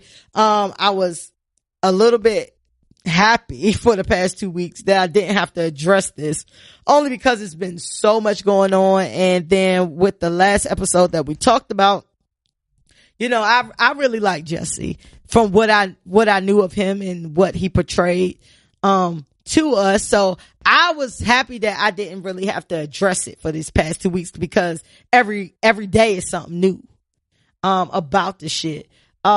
But I'm not gonna even lie. I'm still confused about what's going on.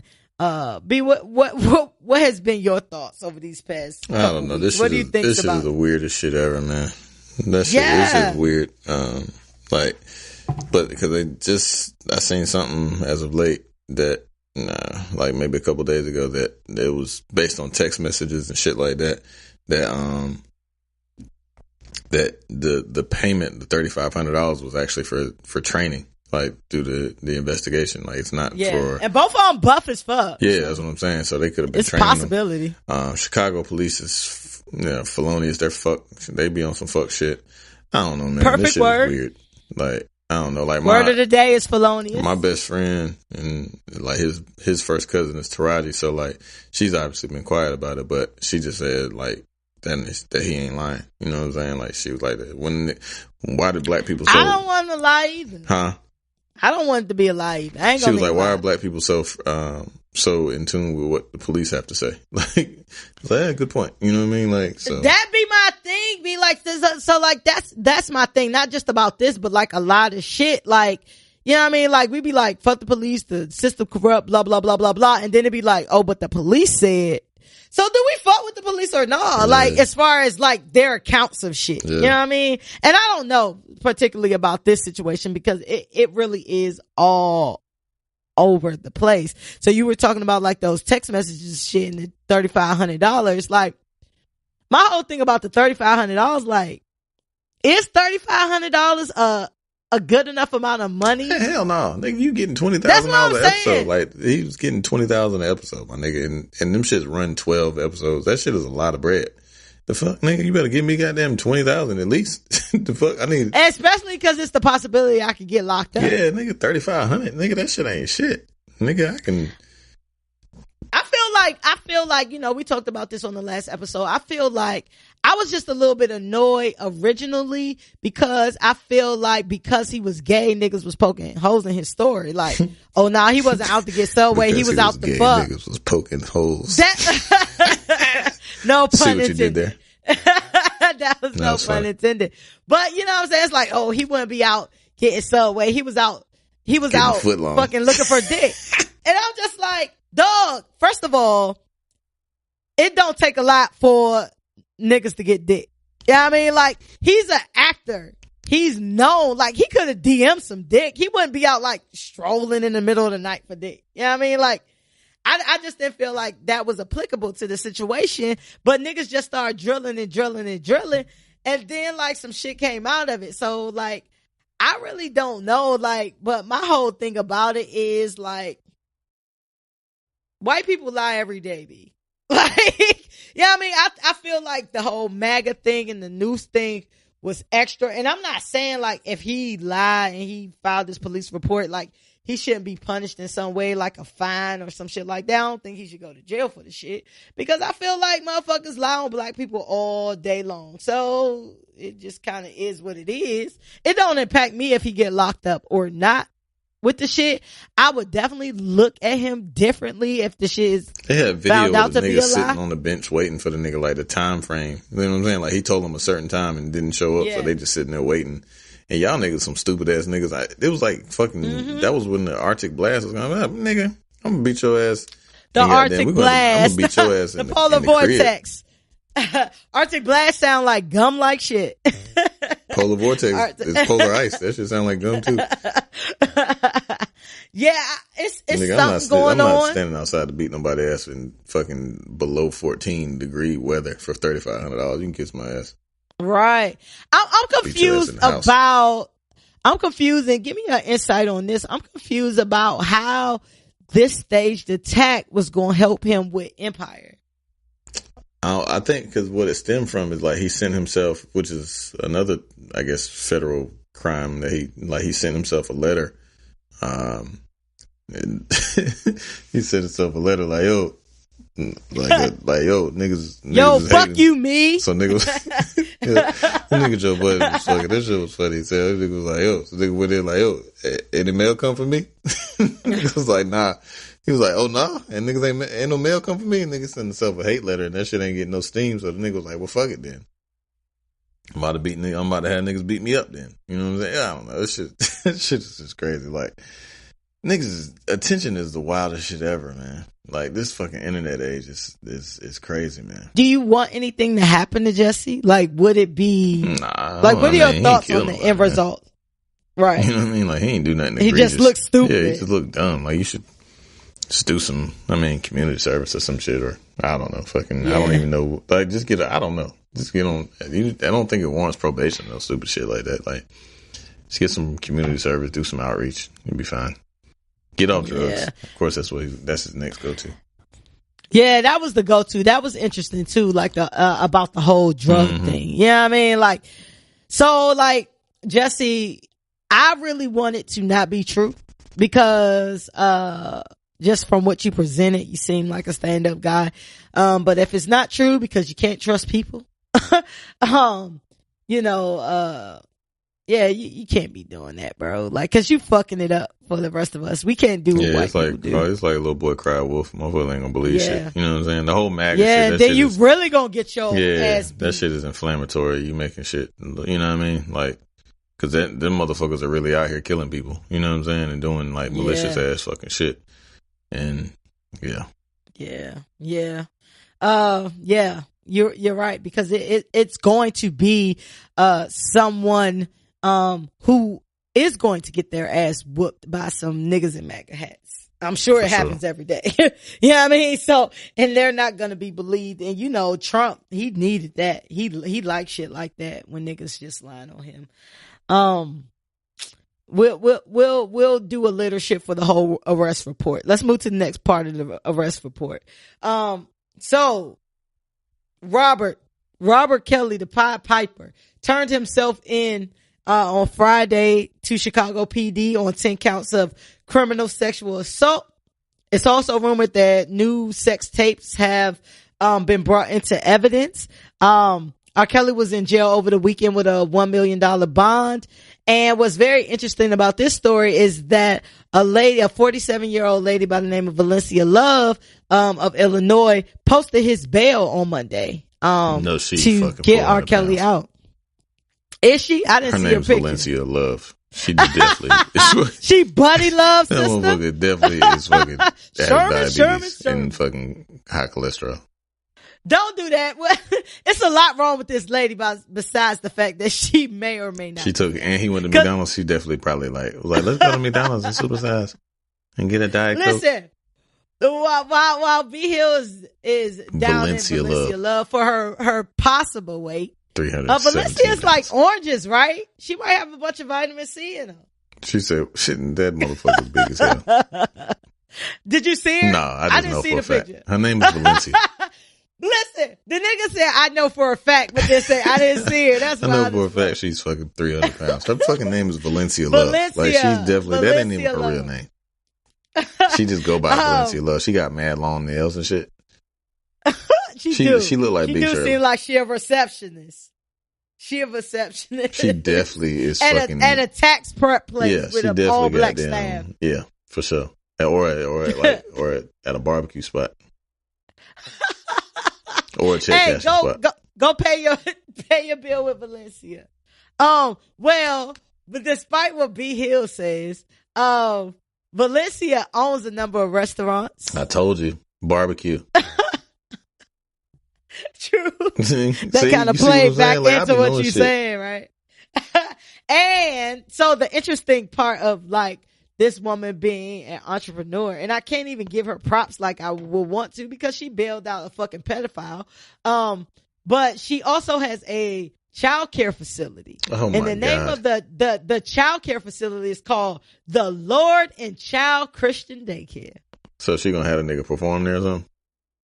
Perform oral sex on children in there. Jesus Christ. Like, what the fuck? Like, anyway, she says she don't know if he is a child rapist. All she knows is that he is her friend that needed her help. And basically, like, she won't deal with him if the courts decide he is a child rapist. Well, he can't have contact with anybody under 18, so he can't come see you at work, you dumbass. Fuck.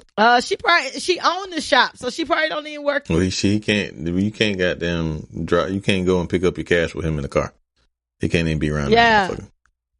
I would think, I know business people are business people and you don't necessarily have to care about the shit you invest in. Valencia Love fat ass up. Let me see. Let me look Valencia Love fat ass up. Thanks for letting me keep talking. I think that, she might be a businesswoman and that don't mean that she cares about children. She just could see childcare as a lucrative business. But I just found it very interesting that a person who owns a daycare would bail out a pedophile. Like, that's irony like a bitch. You know what I'm saying? You think they got Kells this time? I know they gonna get Kells. Yeah, they got that nigga, man. That nigga, he is finito. He has to be. Like, it's one of those things where you have to make an example, and he got away with so much. You know what I'm saying? Like, it's just crazy. I can't find you. She saying he not broke. You think he broke? That nigga couldn't post $100,000. Hell yeah, he broke. I got more money than that nigga. I could post $100,000 bill if I need to. Nigga crazy. Can I have $100,000? Nah, that's all I got. That's all I got. That's like all I got. If it was 102, then shoot. You'll be short out this bitch. But 100, I can get up out of there. Hey, would you bail out? I don't know if R. Kelly is really her friend or she just has a fetish. Nah, for I'm not bailing nobody out for 100 bands.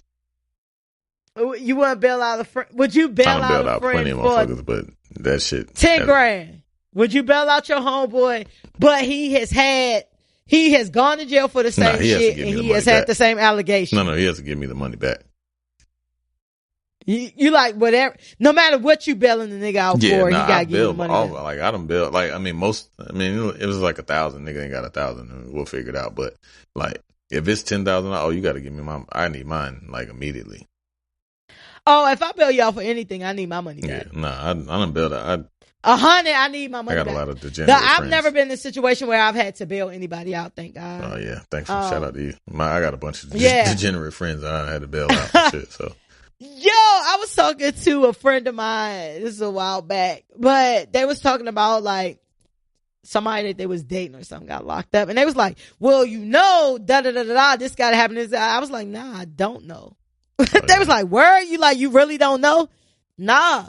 But you grew up in the hood. Yeah, but I ain't never had to bail nobody out. Like, I ain't never had to bail nobody out. Like, ever. None. I don't deal with criminals. Like, as far as my friend base is concerned. And if my family got locked up, then they just locked up. None of my sisters or brothers ever had to be bailed out on me. And I can't think of anybody outside of that. Like, I would bail out or try to bail out. But I've never had to bail anybody out, like, ever. And I want to keep my life that way. That's dope. Shout out to you. Can't say the same. So, I don't know exactly, how exactly it works. And I don't plan on finding out. At my age, I'm definitely not finding out. If you do some shit today, you show. So, friends are fresh. Don't get your ass locked up. Oh, yeah, just don't call you. Don't call me unless you can tell me where to go get the money from. Like, hit your girl, hit your mama, hit your whoever to get the money. Or you gotta pay me back. I don't care if it's $100. You gotta pay me back. You know what I mean? But, yeah, I think it's just crazy for just these women, just based on the history of R. Kelly, to be like, I don't know what he did. I don't know if these women lie. I don't know. I don't know. You know, and as a woman, it's a certain intuition you have as a woman. Sure. Now you can choose to ignore it or not. That's one thing, but but women a lot of times want to believe what they want to believe. You know what I mean? About the person that they admire or the person that they love or the nigga that they with or, whoever the case may be, whatever the case may be. And you could be like, I don't care. Yeah. But don't be like, I don't know, because that's two different things. Sure. You know what I'm saying? So I think it's just mad crazy that a woman who owns a daycare would bail out a pedophile. Man. Yeah. I think it's very interesting that now R. Kelly appears to be very broke. And we talked about this before. You gotta have money to sustain a sex trafficking ring. Yeah, for sure. You know what I'm saying? And I'm sure that, and then he had to pay like child support shit before he can even get out. You know what I'm saying? So who knows how much he really had to like pay to get out. But now you might just gotta sit in there. Think about what you did. For sure. Until your trial. That nigga went and got some McDonald's afterwards. What that damn. Why McDonald's though? That's wild as fuck. That nigga wanted a cheeseburger bad. He wanted a Happy Meal. That's what they said, but that's what they said. He picked up all his people his victims and shit at the play, at the little fucking the bouncy balls. At the bounce balls with a Happy Meal with some apple slices and shit. With the little juice box. Damn it, man. Key that juice box with.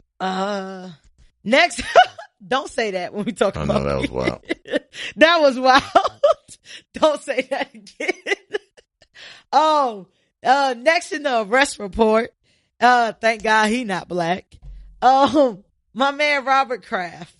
And he's not even my man. I don't even know why I say my man, because he's definitely not my man.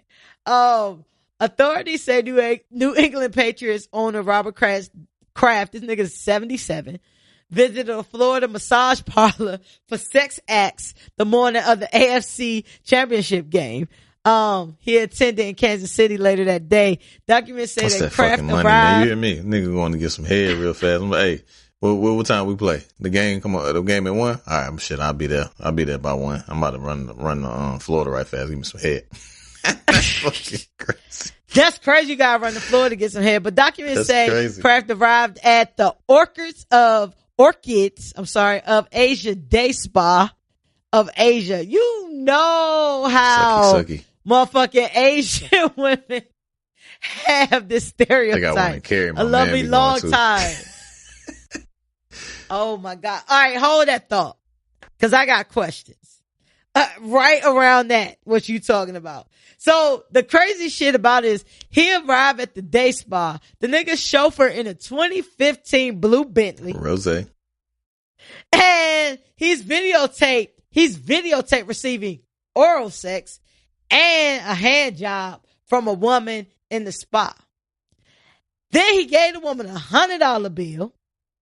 Then he left, and then he came back the next day and got the shit again. So like he went, came back. What's wrong with that, man? And went again. Kraft was arrested as part of a crackdown as far as sex trafficking is concerned. And hundreds of people were arrested. Not only him, he just happened to get caught up in the shit. There were 23 others in Palm Beach, that were arrested. And this was like a 6-month investigation. So fun fact, another high profile businessman, former Citigroup president John, Heavens, age 62, was charged for paying for sex in that same day spa during the same thing. Let's go with what you're saying. What's wrong with that? Tell us why there's nothing wrong with that. I just bought a little head, man. Like, bought a little head in the hand job. Like, there's nothing wrong with that, man.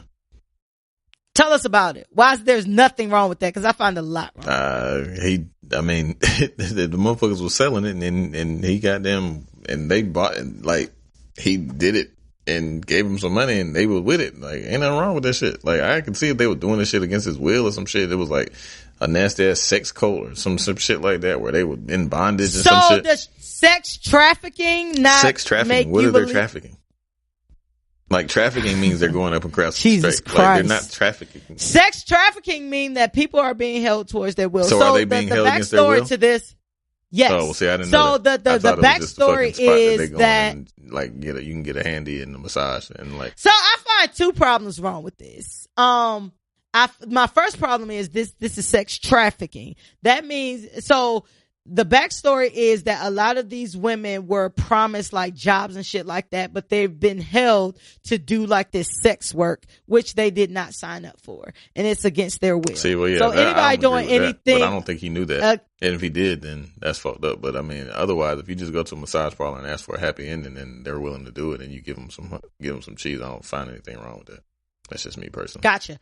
Okay, so let me finish my thought. I feel like the sex trafficking shit, that's fucked up. You know what I mean? And I'm going to give him the benefit of the doubt that maybe he did not know that. The second part of that is you're a fucking billionaire. Why are you getting such ratchet pussy? Like, you can literally order a bitch to your crib, like a nice bitch. Maybe he does that too. And be like, this is what I need. And this is what I want. But you put your money affords you a luxury that you shouldn't have to go through the shit that regular scum ass niggas with $100 got to go through. Maybe people like to have sex different. He might enjoy that. Might be somebody down there he really enjoys that does it a special way that he can't get anywhere else. So you can't get that bitch flued out. And maybe he don't want to. To where you need her. He wanted to go to Palm Beach. He has some other business to take care of. So explain to me, because I don't understand the male psyche with a lot of things. Have you ever paid for sex? Nah. You know people who have paid for sex. So tell me about those guys who pay for sex. Because I feel like, one, it's a lot of thoughts out here that give it up. It's very convenient. So my mind can't focus on paying for sex in no way, shape, or form. Like, if you like, Talk if you about want to cheat on your Educate cheat us. and do shit like that, you ain't got to worry about like bitch calling your phone and doing all that shit and all the like the extracurricular shit that comes with cheating. You're like trying to, you know what I mean, like court a bitch and shit on the slide, but you just want to have sex and like dip, pay for some sex. You give a bitch $150, whatever the going rate would be for that, and goddamn nut and dip and have no issues outside of that. You know what I'm saying? That's from the take that I've gotten from my homeboys and shit. So that's wild to me. Like, that's so wild to me. And for you to be a billionaire, like you're a billionaire, like you own a team, like you're not even a millionaire, you're not even a thousandaire. You know what I mean? It's not like you even make $250,000. Put that on that. Like you own macaroni. Like you got money. Like you got money. And you put yourself in a position where you getting some ratchet chick. I'm gonna take that back. I'm not gonna even say that in this instance, only because it sounds like from the stories that not all of these participants were necessarily willing. You know what I'm saying? So, my apologies to those women who are being held against their will. But like, just like prostitutes and shit like that, like you at a different type of class. You're supposed to be getting a different type of pussy. Like you're supposed to be on a different. Like it's $1 million escorts out here though. Like, bruh, and you can also walk up to a regular bitch that you think is dope and be like, I got $5 grand. You ain't gotta do it, and she might not be with it. You know what I'm saying? And then you go to the next $5. First of all, some bitch gonna bite for $5 grand. Yeah, you go in fucking Crabtree Mall, a bitch gonna bite for $5 grand. A brothel with that's run by Heidi Klum, and you get arrested, and now you embarrassed like a bitch. Man, that motherfucker don't give a shit. He got billions of dollars. He don't give a fuck. That shit gonna make that shit go away in no time. Listen, I thank God every day I'm not a man.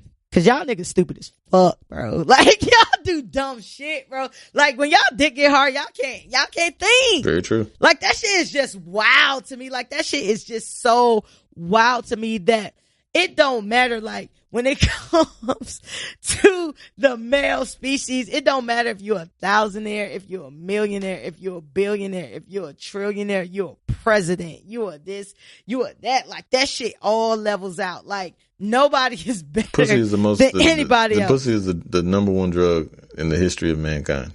Always. Okay, so when we talk about pussy, like, again, we're going to talk about phases a little bit later. But, you know what I'm saying? Like, shouldn't your shit elevate? You know what I'm saying? Like, you as the person that you are today is not going to be fucking the same bitches that you was fucking 10 years ago. Right? Or am I wrong? It just depends on what type of level in life. He ain't got no wife. His wife died. I'm talking about you. I'm talking about you. I'm talking about you all the other personally. shit that comes along with it, maybe. You just at a different point in your life. Like, I don't feel like dealing with these hoes. I'm out of damn, go to the little joint, give me a whoop-de-whoop and dip. Listen, he was in a spot where he pulled up in a Bentley at a day spa. Okay? 1, a spa that's known for certain shit. First mistake. Second mistake, they videotaped you doing all of this shit, right? 3, you're in a position where they videotaped you giving someone actual money. I got $1 billion. Let's talk about my income where I am now. I'm nowhere near the stratosphere of anything with alien in it, right? But I would not put myself in a position where I'm being hot as fuck because I'm pulling up in a Bentley. Second of all, I'm not in the security of my own crib or my own establishment. Second of all, I'm going to pay myself. Like, when, don't you have enough money to, one, get somebody else to scout you? Like, listen, R. Kelly told y'all niggas how to do it. And the fucked up part about it is all these niggas named Robert is fucked up. Don't name your kid Robert, bro. But at least R. Kelly had enough foresight to be like, I'm sending another nigga to do the dirty work. You know what I mean? Like, it was niggas that R. Kelly put in place to, hey, you talk to the bitch, you get her ready. All I'm coming in is dick hard ready to do what I gotta do. I'm not doing no transactions. Like, you fucking a billionaire. Like, you should just think better than that. I feel like you put yourself in mad situations that you didn't have to. Like, you could still be getting this same bitch for $250 to your crib. You could have got your mans, your bodyguard, your driver, your whoever to do like the transactions. Like, is your dick being hard like that much of a distraction for you to not think about anything past this nut? Like, is that how it works? I mean, it happens. You know what I mean? Like, yeah, shit, sometimes. That's sad shit. That's sad shit. All of these niggas out here in the arrest report, just give me a little shit. Jussie Smollett, little shit. Let's just do one sweeping shit. How about that? Yeah, I can deal with that. I can deal with one sweeping shit. Jussie, if this is fake, be smarter. R. Kelly, you had millions of times where you could have been locked up. Be smarter. Robert Kraft, you got a whole lot of money. Be smarter. The thing that I see in common with all of these niggas, and this is Jussie Smollett. Is it really? You lie like shit. Hell, you lying. No, it ain't. If that shit is Robert, I would die. Jussie, why is your middle name? Why is your name Jussie anyway? It should be Jussie. What the fuck type of stupid shit is you? You already been set up. Jussie Robert Smollett. That's a trash ass name. Hey, don't name your kids Robert, bro. Or Jussie. Like, just be Jussie. Just be smarter. Because a lot of these niggas could have got a lot of away. And I'm not advocating anybody getting away with fuck shit. I'm just saying for your own personal shit, like, be smarter. Like, just be smarter. I'm rooting for you, Jussie. I'm hoping that shit does not come out to be real. I'm rooting for you, bro. But if not, damn, you fucked up. Let's talk about other dumb niggas. So, Tristan Thompson cheated on Khloe. And I don't know if he's necessarily dumb. I just think that, you know, when you let a nigga get away with some shit, he gonna do it again. So Tristan Thompson, Khloe Kardashian's baby daddy, she got her black baby. He was caught cheating very out in the open, like the other times that he was caught cheating, with Kylie Jenner's friend, who I don't think is all that attractive, Jordan. What's Jordan's last name? Jordan, damn, I've been calling her Jordan all this time. It don't matter. We know who Jordan is. And they were caught at a party, basically all over each other and making out. This is the first time that Tristan has been caught. You know, he was caught right before Khloe gave birth to True. With some girls in the hookah lounge and everything. Like, he just takes the camera and put it on him. I have my own theories kind of about this.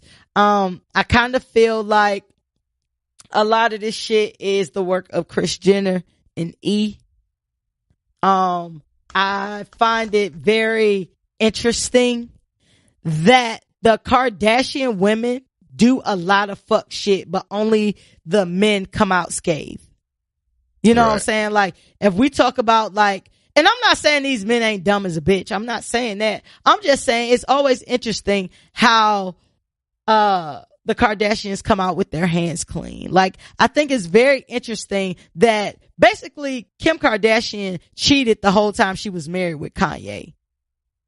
But we don't really highlight that she cheated on her husband and did all this shit. Because the stories Kanye and Kim is telling out here, don't match up with timelines of a faithful wife when she was married to, like, Chris Humphries and all the other niggas in between that. Yeah. I just think that, I think that that's very interesting. What do you feel about this Tristan Thompson, Jordan, not Sparks, situation? You gotta move a little better, man. Like, you 7 feet tall. You can't, like, you know what I mean? Like, you can't be, if you was gonna do some shit, like, if you wanted to link with her, I'm sure that's not his first time fucking her and shit.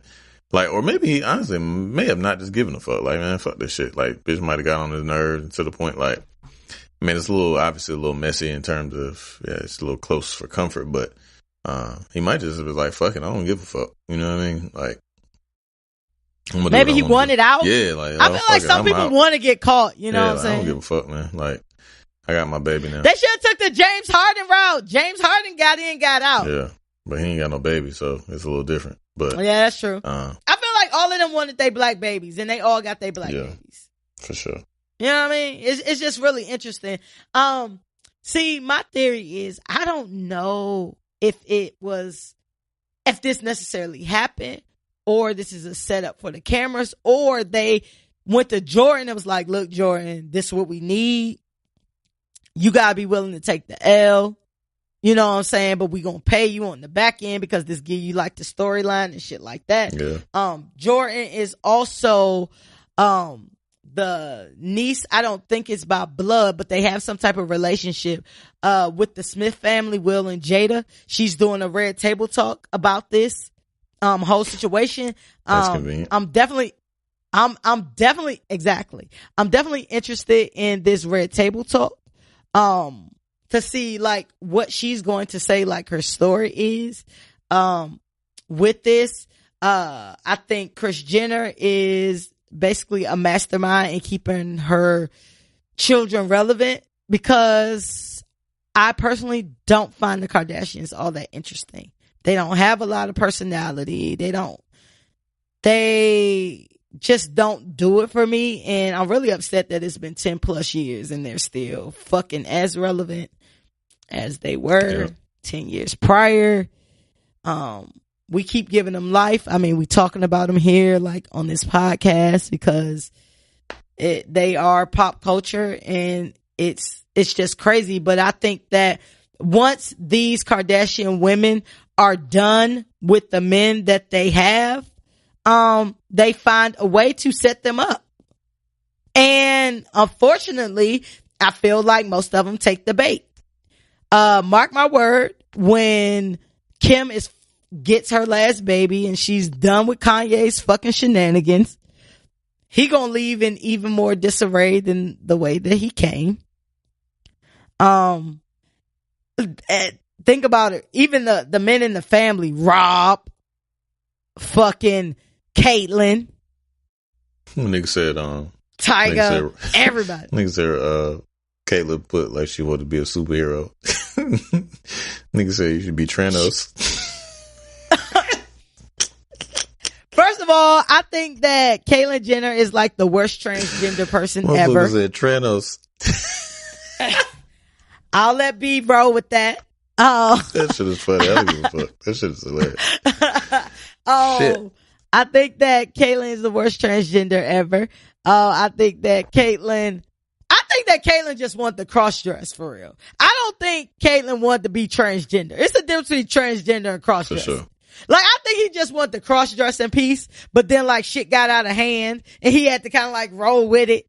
And then like the E came along like, let us film this and you need to do that. And Caitlyn and Kris Jenner was like, yeah, we need to do this and need to do that. Caitlyn Jenner, Bruce Jenner is the same boring ass motherfucker. And Bruce just walks around with these wigs on and these size fucking 15 heels on, looking a fucking mess. He don't even try to change his voice to be more feminine. You just wanted to cross dress, my nigga. Like, that's it. You want the cross dress in peace. And I think you need to come out and tell everybody, look, I just want the cross dress in peace. And that's what it is. Like, don't nobody give a fuck about Bruce or Caitlyn. Let's keep that 100. Like, it really don't matter to me. Like, but, Tristan, you a dumb motherfucker. I don't know. Tristan always give me like soft nigga vibes too. Like, he real hippie and real soft looking. I don't know. He does have some compromising photos. and stances. He give me like Bosch vibes for real. But he keep cheating with all these women, so maybe he not as Bosch. He could be bisexual.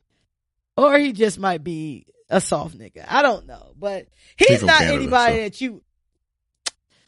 Canada, a different type of place. It is. That's what happens when you get free healthcare all your life.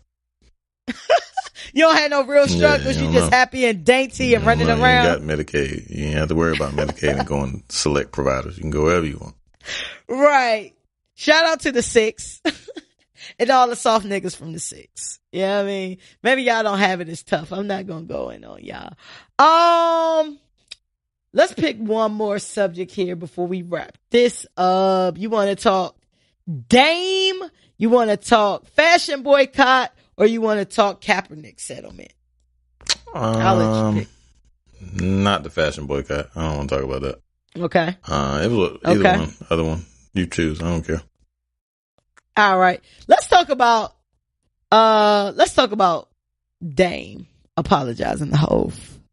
Because I feel like that's been brewing the most. I feel like we both know Dame and we both know Hove and we both love the shenanigans. I love the shenanigans of Dame and I just love Hove, period. So, shout out to Dame for roasting Kevin Hart the other day. Even though it was old, it was still funny. And his tooth was missing. Hey, I felt like, I'm shooting the movie. But you're missing a tooth. Should have shut down the whole argument. Kevin Hart was like, you have a missing tooth. Right, like that, I would have shut the fuck up after that. Like, that was the funny shit to me, and I don't even find Kevin Hart that funny no more. That shit was like 4 years old, shut the whole shit old. That shit was funny as hell. So Dame Dash on his DDTV, which is Dame Dash TV network show, Dame publicly, was accepting responsibility for his actions in the demise of the relationships between him and other people like Jay, Leor, Steve Stout, Biggs, all of those people. It was a really weird video set up, and this happened like 2 weeks ago, so that's why we just now talking about this, because we had not been around for 2 weeks. So, but I know me and B had to talk about this. But in a video clip that's very weirdly set up, it's like Dame in the chair, niggas standing around, it's dark, it almost looked like a Taliban type video. I don't know what the fuck he was going for, but he says, I have no beef with anybody. I'm looking past this. So Jay, if I offended you, I apologize. Leo Cohen, who he wrote a whole book about called Culture Vulture.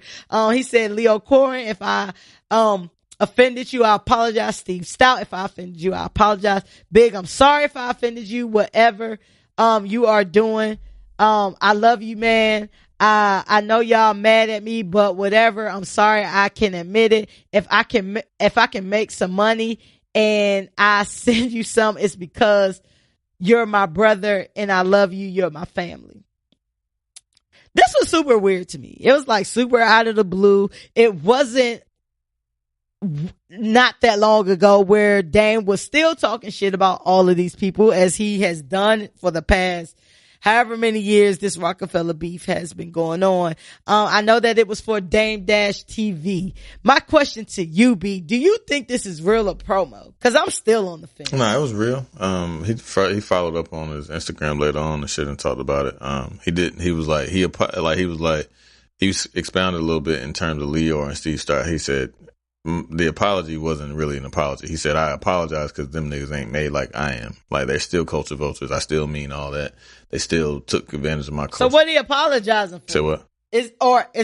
So it's not really an apology. Nah, it wasn't no apology. He was like, I'm apologizing for them not being as real as I am. You know what I mean? Like, apologizing for them. So basically, like, he was like, y'all niggas are soft. You know what I'm saying? It's still. So what about the Jay and Big shit? He said as far as Jay and them, he was like, he was just in a fucked up spot. He was like, you know, as far as Aaliyah goes, he still hasn't really, he was like, he didn't realize that he hadn't healed from it at this point. And, you know, he said he kind of just got caught out on an emotional whim. He was like, I was human. I apologize. And he meant that. Like he said, he was like, I meant that. I still hold that, you know, that apology to be what it is. I apologize for it. Never meant to try to make you look in any type of, you know, crazy way or whatever. But basically that was kind of it. Like, so he apologized for that. He just said, you know, the Aaliyah shit had him fucked up, but now, you know, justice is being served in so many ways. So, he feels, you know, kind of vindicated, and he feels that, you know, that I guess that he was wrong in what he said about, you know, in terms of, he didn't really speak towards the big shit. I don't know what happened with them, but it was more so kind of the Hove and shit. So. I feel like that, cause it was right after Rock Nation brunch. Oh, yeah, for sure. Rock Nation brunch got to a nigga. He definitely wanted to be there. nigga know he wasn't in the mix. Yeah. I guess that was one of the things that made, he seen all these niggas toasting to the good life, toasting to, you know, niggas who wasn't even around when he was around. You know what I mean? Like, shit got to a nigga. Yeah, for sure. You know what I'm saying? And I'm all with apologies. You know what I'm saying? Like, you can apologize and we can make it that. But like, it's been so long. Do you think niggas can rock the way that they used to? I don't think they can rock necessarily the way they used to, but they can kind of let bygones be bygones. You know, I mean, and business moves and shit. You think they'll do business together? You say what? You think they could do business together? I mean, if it makes sense. Business and personal, you got to kind of, separate the two. You should never like harbor any ill wills in business. There's no enemies in business. It's just business. So if it's appropriate deals and the money and the paperwork is right, hell yeah, I think they can definitely do deals. Because I mean, at one point Jay and Biggs weren't really fucking with each other, but now you see Jay and Biggs back in good graces and rocking with each other and doing dope shit. Oh yeah, Biggs got a production. Speaking of Biggs, I did watch a movie he got on HBO. Was with the nigga from, I forgot that nigga name, the light skinned dude. He played in a bunch of other movies. He played like Dr. King in one movie or some shit. But it's on HBO. It's about a nigga that did like 24 years in prison. It's based on a real story. And it's like in Indiana and shit. And he was like struggling, trying to come to terms with getting out, and been in prison for 24 years and basically being scared of shit to go out. But it's like inner turmoil and shit that he had to deal with. So it was pretty good. Biggs actually like co-produced it, I believe, or directed it. He had some major stake in it, so it was pretty interesting and pretty good. But I guess my point in saying that is them niggas is back rocking. You know what I mean? Like after the fallout and the split or whatever. So it's just gotta let bygones. It's just about conversations. Niggas just got to get in the same room and talk. Yeah, I think that it's all cool. Like we could piece it up or whatever. But if we was friends, you know what I'm saying? That's the way you move. I probably wouldn't do business with you. I wouldn't harbor no ill will. I just be like, all right, it's cool. We done. You know what I mean? Like, I probably wouldn't do business with you because I don't feel like a snake is not a snake. You know what I mean? I'm not saying that Dame was necessarily a snake. I'm just talking about if a motherfucker betray you, you know what I mean? In friendship or in business. If y'all had a friendship and the nigga betray you, like, that's a problem for me. You know what I mean? So I can't really rock. You know what I'm saying? I could be like, all right, cool. I mean, like I said, if I see you, we can dap it up and we can keep it moving. But, you know what I'm saying? I can't expect you to not be who you are innately. And this is not like something where, you know what I mean? Like, it was a few months and we was beefing. This been like 10 years. And it took you 10 years to get the way you at? All right, cool. I realized you was going through something. It took you 10 years to get through that. That's what's up, man. I'm happy for you. That's what's up. And we can coexist. But we can't get down like that. I couldn't get down like that. You know what I mean? That's just not how I operate. You know what I'm saying? I'm not the type of person that once you show me who you are, I wish the best that you're going to be different. You know what I'm saying? I take people for who they are. I take people for who you show me who you are. And once you show me who you are, that's just who you are to me. You know what I'm saying? I'm not going to go out my way to be malicious to you, but I'm not going to go out my way to kumbaya with you. And that's just how I get down. So, I don't know if Dame and Hov will do business together. You know what I'm saying? I don't feel like the Rock missed the beat when they lost Dame. I feel like Dame lost out the most in that whole thing. I feel like, he was kind of the 1-2 man, then he became the 3 man. Cause, Hov and Big still getting money out here. You know what I'm saying? And Dame out here having to fight for his money and get money that people owe him. And, you know what I mean? Like, y'all need to watch, Growing Up Hip Hop as well. Y'all get a little bit more like Dame's story and shit like that. Like, I can't even start my family with the new chick cause I ain't got the bread like that. You know what I'm saying? So listen, if I were Dame though, I would have been apologized a long time ago just to get that bread. I ain't gonna even lie. Like, because it was more of like, I feel like it was probably more of like an ego thing. Mm-hmm. You know what I'm saying? Like between them niggas. You know what I'm saying? But if I'm up. I'm whole. You know what I mean? Like, I ain't gonna start thinking about the shit I did wrong until I'm down. You know what I'm saying? But I just thought it was very interesting, the timing, because I'm trying to get to the Rock Nation brunch. How can we get to the Rock Nation brunch, B? Let's manifest us going to the Rock Nation brunch next year. I need to be in the toast. I'm gonna be the only chick in the toast of these niggas at the Rock Nation brunch. Yeah. Shout out. Yeah. How we need to get there? You can do it. I feel like I can. You want to go to the Rock Nation brunch? I don't really care. I wanted to go, but I don't give a fuck about that. I'm gonna have my own fucking brunch. All right, well, I'm going to the Rock Nation brunch. FaceTime me. I'll tell you how the Rock Nation brunch is. I was gonna have you as my plus one, but you don't really give a fuck.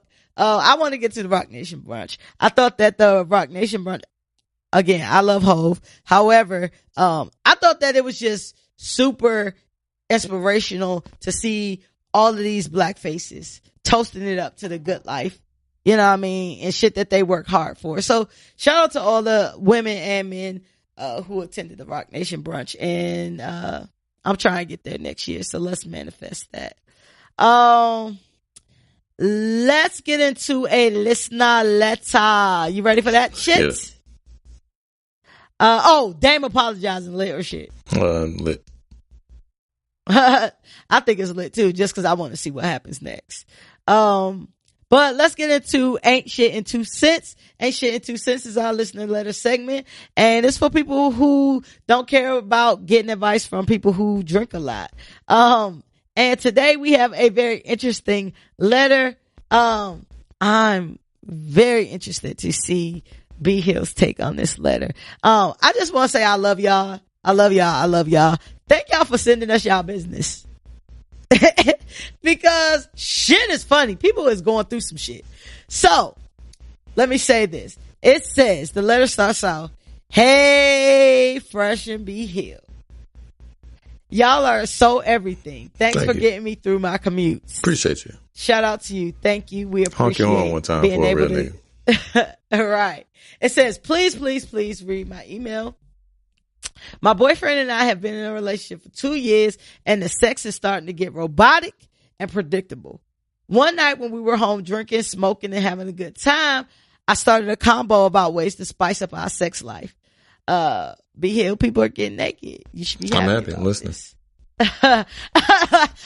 I'm intently listening. She says, I made it my point not to emasculate him because I know how the male ego is hella fragile. So I thought. As we were talking, my boyfriend brought up the fact that I had been in relationships with women before. He was asking me about it, and so I started giving him some details. Excuse me. He started to get turned on. Not really a big surprise there, right? I thought I was leading this nigga up to the point where he was going to ask for a threesome because that's what I really wanted. But he flipped the whole script and asked me how would I feel strapping up on him. I was totally shook. Taking the booty. But even though my Hennessy and loud induced fog made... She fell? Hold on. She said, I was totally shooketh. But even though my Hennessy and loud induced, even though I was in a Hennessy and loud induced fog, I didn't want to make. Yeah, I thought she fell. No, fog. I didn't want to make him feel a way about being honest about his desires. Women care about y'all feelings, dog. He said that he has never did it before, but he has had dreams of me penetrating him. Fuck. Of course, I didn't do it that night because 1, I didn't have a strap handy, and 2, I think it turned me off. I have been thinking about it for the past couple of days, and I figured y'all could give me some advice or at least make me laugh about the situation. Because I am confused. Because I am confused. What should I do? The thought turns me off and I am starting to look at him different. Am I a hypocrite because I have had numerous female relationships? I know it sounds wrong, but I like my women to be women and my men to be men to be women. I like my men to be men. What should I do? Men can still be men. They just like to get butt sex. I guess it's just a different type of man. I don't know. I mean, that shit is wild. That's why they coming to us, because it's wild. Yeah, I can't subscribe to the whole ass play. I don't really do the ass play, especially like a whole strap on is wild, man. But niggas strap on is very wild. Man. Motherfuckers be sexing different. You know what I mean? So, I mean, it would take a strong woman to fucking put on a strap and hit a nigga from the rear. That's crazy. That's crazy, man. Like, you slapping his ass and shit, and goddamn, you know what I mean? Like, that's so wild. Like, what if you what if he Go ahead. I'm gonna let you finish I don't know. Go ahead. I don't know. Go ahead. I Go just, ahead. yeah, Go ahead. I I'm don't gonna know. let you finish your thought. I mean, if you can bring yourself to it, do it. If not, like, ask them, like, is there anything else? Anything else that you might want to try besides, me fucking in your bum? Like, anything else? Fuck you and your bum. Yeah. Hey, I don't know. Maybe just that's lick super his butt crazy, first. bro. I don't know. He had a very direct Yeah, he ass. wanted his ass Like, penetrated. I don't think licking his ass is going to do it. And licking man ass just seems highly vomitable. Men don't clean their ass, bro. Hey, I hit you earlier today about fucking Joe Budden talking about, and then we ain't gonna keep shouting out Joe Budden on this It's a great show, podcast. man. I don't give a fuck. That's his podcast. We talk about our podcast on our podcast, even though we both listen to his podcast. For him to talk about, like, casually talk about how he had piss in his drawers, like, oh, y'all don't have that too? Like, that was disgusting to me. And I've had so many friends talk about the lack of cleanliness, and they still perform sex acts on niggas. Oh, bitch is nasty. Like, how too, are you though. a grown Let's man? Talk about it. Bitch is nasty. Like, you've been to a woman's bathroom. Bitches is nasty. If you have sex or perform any type of sex I'm cool act on that. on a woman who has vaginal smells, No. her ass stink, whatever. Nah, I have. That's I on you, One time, but my I homeboy, think- he was hitting a bitch, and he was hitting her from the back. He was hitting her from the back and shit. And she would tell you about, like, damn, man, this bitch had some. Yes, this bitch had little doo doo crumbles. In the bum. She had a big ass though, you know what I'm saying? She had a fat ass, and she just, like, she had like a little crumble, like a little dingleberry. And he kept hitting. I don't know, probably. And he kept. But this was after the fact. That's disgusting. That's disgusting. I would fucking throw up on her back. Like, I can't. It makes me want to vomit. I saw a meme today, and this is disgusting, so y'all can fast forward if y'all want to. I saw a meme today that was just like, get a woman who gonna clean your meat off with her mouth versus a warm rag after sex. I wanted to vomit. So you ain't never. And I'm sure you're probably with it. But I wanted to vomit. Like, you just stick that dick everywhere, and then she stuck it everywhere. Dry heave. It's you. I don't give a fuck. I'm not gonna eat my own ass, bro. No, you ain't like, freaky, that's freaky. not what I'm about to do. Freaky. Nope. Nope. So you, like, would never. Well, yeah, it's too much. All right, never mind. So you never, like. That's disgusting. disgusting. You don't really fucking with the penis like that. But you ain't never, like, nigga be hitting you and then pull it out and you, like, suck on it a little bit and then go back to it. I don't suck dick, nigga. Did you not hear the podcast like 3 episodes ago? Like, that shit is disgusting. Like, that shit is disgusting to me. Like, I'm not, let me say something. I'm not knocking people who do that. I'm just talking about me I got personally. You. Like, I'm not, hey, whatever you choose to do, I'm just saying what give me dry heave motion. Like, that's just me personally. But as y'all know, my whole philosophy with anything is if everybody is of age and consenting, do what the fuck you feel like. I feel like that's what anybody should do. With this particular situation, I feel like, I think you said it. What's great. that shit called? People Pegging? sex differently. Ain't it called pegging? I think so. What did the girl tell you when she asked you? That's funny. But I have had lesbian friends who are very butch, have had niggas hit them like, yo, I want you to fuck. That's so wild. Like, and it's crazy because, you know, with her whole thing of like, I like my women to be women and I like my men to be men. I think that's been one of the like conversations that a lot of bisexual men have been having. And I'm not saying your man is necessarily bisexual. He may just like a woman penetrating him. Like, penetration does not necessarily mean gay. If a nigga, if she's necessarily using a dick, mean not if gay. she's using a fake dick, that's gay. But she's a woman, though. But it's a right? dick, so it's like having a she-male on you. Is it different than a finger in your ass? You do butt play? Nah, I'm cool. So what if you actually liked it? Like, what if it accidentally happened and like you liked it? I don't think it will. Wrong hole. Yeah, wrong like, hole. what are you doing? Wait a minute. I mean, you can grab my butt and shit, like when I'm, you know what I mean? But don't fucking, nah. Like a whole dick, man. And then them fucking dildos, them shits be the fucking, them shits be rockets. You can get small ones. Right? You get like a 4-inch shit or like nigga, that's 6 gay. inch, 7 inch. I don't, Might that's want gay. 10 inches, 12 inches. That's gay. I just think you got some, like my whole, you got some homosexual tendencies. My thing with it is, all right, so I'm just thinking about the traditional dynamics, right? So you got, and I don't know if this is the way You Crystal, gotta lube you up. If a bitch gotta lube. Hell no, bro. I'm not. Nah. Nigga, you gay. So sex ain't sex. Like, I'm on both sides of this. I ain't gonna even lie. Like, I am the person that I understand the double standard, right? I do understand the double standard. It's a double standard. Double penetration. I'm probably one of the people who subscribe to the double standard. This is kind of one of the double standards that work in a woman's favor, which most double standards don't. That don't make it right. It's just, I get it. You know what I mean?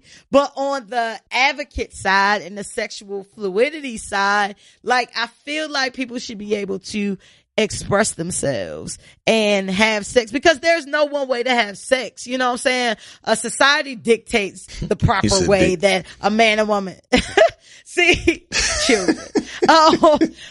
Society dictates how a heterosexual sex should be, and you got people doing way more shit than that. You know what I mean? Like I don't now, want nobody sodomizing so I don't think it's necessarily gay, but I don't think it's necessarily not gay either. Nobody should sodomize. Like, nah. Nobody should. A man should not be sodomized unless he wants to be sodomized, and in that fact, he asked to be sodomized. But that means he's gay. Why? Because it's his beautiful woman that has a beautiful vagina. But he might like penetration and vagina. Nah. He bisexual then. He gay. I literally know men who prefer, that are gay men. Well, they're gay men. They have sex with men. However, they have a keen interest in women who look like men who don't have dicks. Like, I feel like sex is not just black and white these days. Sex for me is pretty black and white. But however, that doesn't mean it's everybody's story. So let's try to give Crystal some type of advice, right? So my advice is, I feel like on the advocacy side, I feel like he should be able to express himself. And if he is a man who likes a woman penetrating him, then it's on you to decide if you like that or not, right? You, regardless of what somebody's preferences are or fetishes or whatever, you can choose to indulge in that behavior or not. You shouldn't feel like you're forced to because he's your boyfriend, because it doesn't matter what the sex act is. You know what I'm saying? If you're not down with it, you shouldn't do it. But you also have to think about the fact that if this is somebody and you love him and he has this kink or whatever, is it something that like really turns you off? Does it turn you off because you think he may be having sex with men, which is not far-fetched? However, are you cool with that? Because I know a lot of women well, let me take that back. I don't know a lot, but I know a few women who are totally cool with dating bisexual men. You know what I'm saying? So my final advice is, do what feels comfortable for you. Don't force it. There is nothing worse than having sex that is not something that you want to do. You know what I'm saying? Yeah, so that's my advice. Do what feels normal for you. Fuck his feelings as far as if you want to do it or not. Only do shit that feels comfortable for you. B, what's your advice for Crystal? Kiddo. I don't know. Yeah. I mean, sounds good. If you feel like fucking a nigga in his ass, go for it. If you don't go for it. Sounds like a deal breaker in my book for me personally, in terms of if I was a woman and my nigga wanted me to fuck him in the ass, pause all that shit. The shit sounded wild, but I just couldn't do it. Is there a limit of penetration? Or all penetration is all? Nah, man. None of that shit. None of the above. Is it because you scared you might like it, or you scared you might be gay afterwards? Well, I'm not gonna. I don't. None. All the above. I don't want to like it, and I don't want to be gay. No. I'm gonna tell you. I feel you on parts of that, because it's certain shit that comes up in just conversation when people talking about sex and shit like that, and they be like, "Well, why you want to do it?" I be like, because I don't want to know that. Yeah, nigga, that's why I ain't never took ecstasy, because I don't want to. I don't want to get a. I might like it. Exactly. Like, and I then I'm don't gonna be want fucked to up know in the that game, I looking like crazy that. like y'all. And then you, right? And then you're a grown ass man coming home talking about, "Babe, you ready to fuck the shit out of me tonight or not?" Like, yo, can you put it in my ass? What? That's wild, bro. It's and so then that crazy, motherfucker, man, because people are so dynamic. We're dynamic because, like, it's like you're advocating and you're against shit at the same time. Yeah, like, it's a dichotomy. But it is. But I honestly feel like do what's best for you. Yeah. I honestly feel like don't let society dictate what's good for you and what's not. Like, you do whatever you feel. It don't matter what other motherfuckers feels, because they not in the room with you. They not. But like, how would you hit the nigga? Like, you gonna bend him over? Or you gonna lay him on his back and you put his arm? Like, that shit was just Listen, niggas getting their ass ate. We talked about that a bunch of episodes. I know. I'm just, ago. but what position are you in to get your ass ate? Are you holding your legs behind your ears? Are you bending over? That's just too much for me, man. That's too hot for TV. And sex is a power exchange, right? Power exchange. So you relinquish the power. You relinquish the power, like, to your girl, and she got you. Nah. You on your stomach, and she got you like moaning. She start tearing your ass up. And coming, yeah. Fuck that, and now, man. You know what I'm saying? You washing the dishes. Nah, hell no. You goddamn. You making fine. And then she gonna come in the next. You be painting your goddamn toenails. Hell no, I can't fuck with it. Hey, listen. Boo's views and unpopular opinions. That's all we saying. If y'all want to, Crystal, let us know what you decide to do. It's a personal opinion. Do whatever you want to, but definitely don't let society dictate what you need to do. Do what you want to do or not, because it's totally on you, not because of what you think people gonna say. Yeah, man, just bring it. Because don't nobody gotta know what happened. Bring a girl home or something. Just bring like, hey, nah, I heard you say that you want to. Let's try this first and see how that goes. Or bring Young and May home so she can penetrate. Hell no. If you want advice, write it to us at the 8shitshow@gmail.com, and your letter may get maybe read on the air. Let's wrap this thing up. Let's put a bow on this baby, and we're gonna try to wrap this up a little bit quicker. We have been gone, so our show is running a little late, but we getting into free smoke. Free smoke is where we talk about hot button personal issues. It could be anything from politics to petty. And today I want to talk about Fresh and B's Black History. And our Black History is just the phases of our lives and the things that you go through in life where your style might change or the things you may do may change. You know what I'm saying? I thought this was very interesting. This came from a personal conversation I was having with another group, and I thought it would be interesting to talk about it on the show. So let's talk about something real light that my initial conversation came for, and it's the phases of drinking. What I'm expecting from this conversation is, as far as drinking is concerned, talk about when you first started drinking, what you were drinking, and take us through the journey of your life to, I guess, Kettle Uno. I guess basically it is where we are. So when did you start drinking? Well, I've been drinking forever. Like, I used to drink, my mom used to drink Milwaukee's Best and shit, and smoke mad cool. Oh, Milwaukee. So like, I've been drinking, like, my mom used to tell me a story, like, I was 2.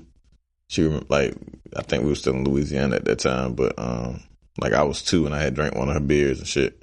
And I was on the steps drunk as shit. Like off of half a you beer. Was lit. Like, hiccuping and all. Like, hey, mommy. You had problems and taxes and kids and shit. You was getting drunk and shit. And, so I've been drinking that. And my mom, like, she was cool as hell. Like, so we used to get crab legs when I was like 12 and 13. And she was like, you want some of my beer? And I'm like, hell yeah. So she would let me get some of the beer and shit. And, but like I was wild. So, like I had a whole bunch of older homeboys and shit that was 19 and 20 and 21 and shit like that when I was 16, 15. So we used to get like Paul Masson and shit and get fucked up like all the time. You know what I'm saying? So I've been getting fucked forever pretty much. Like I used to drink Paul Masson early on, but then, you know, cause that was bottom shelf shit, Burnett, shit like that.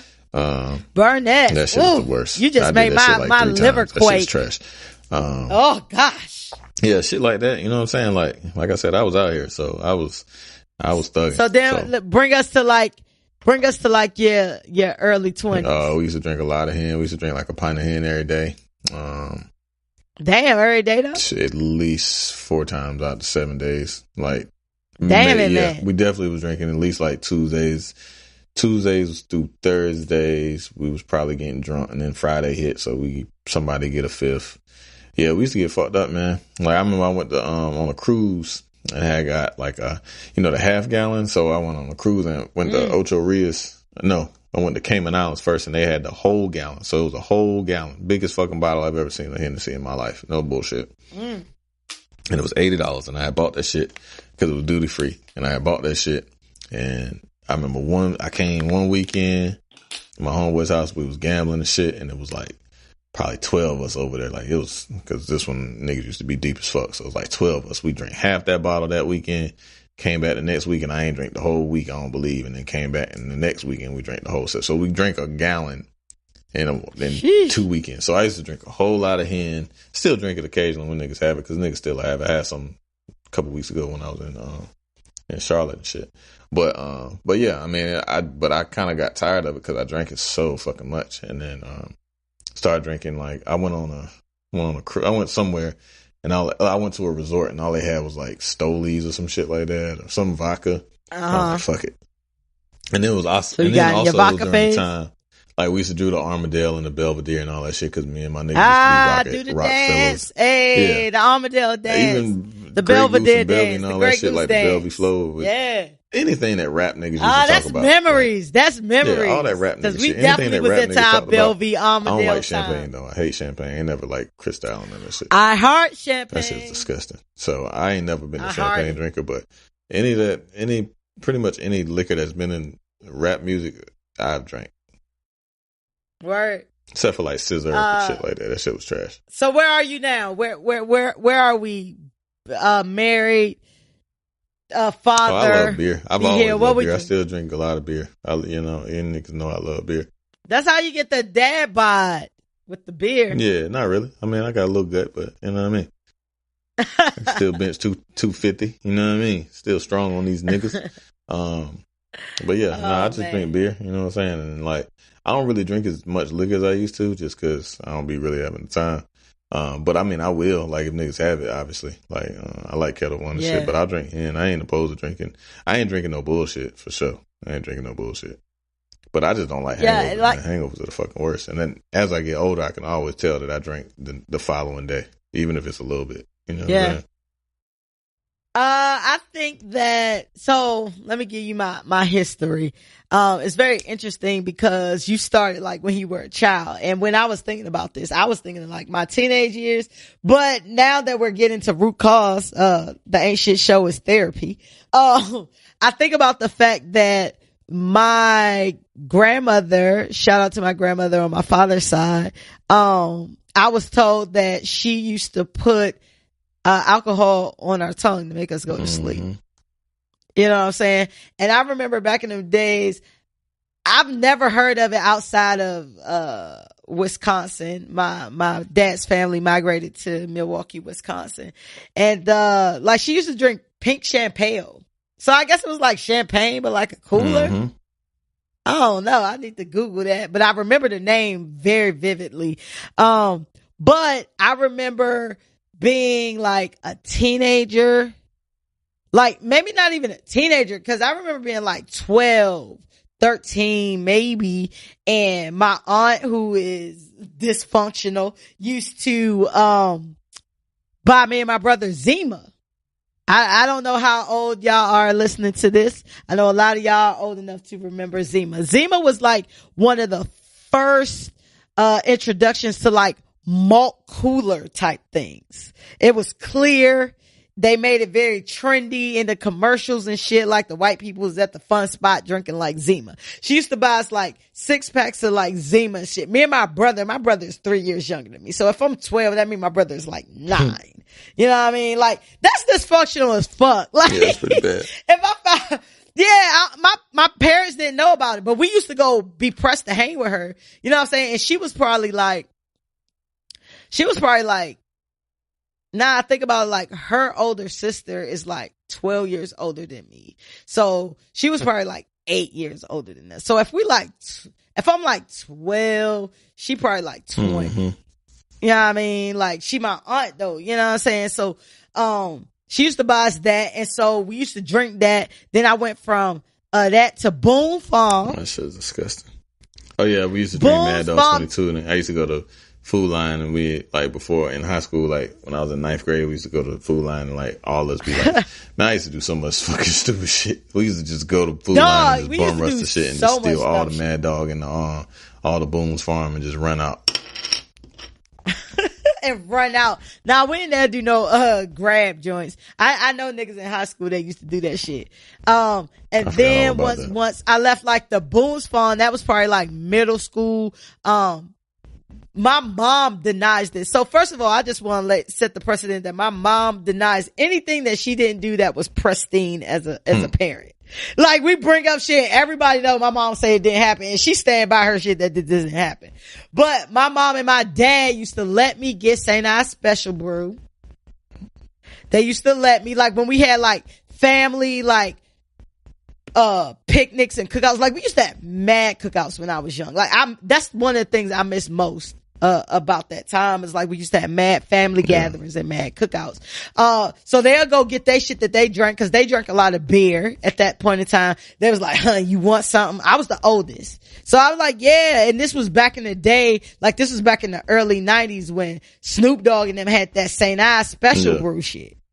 You remember that shit? So then after that, then we get to high school, and I'm drinking the bullshit like the E&J.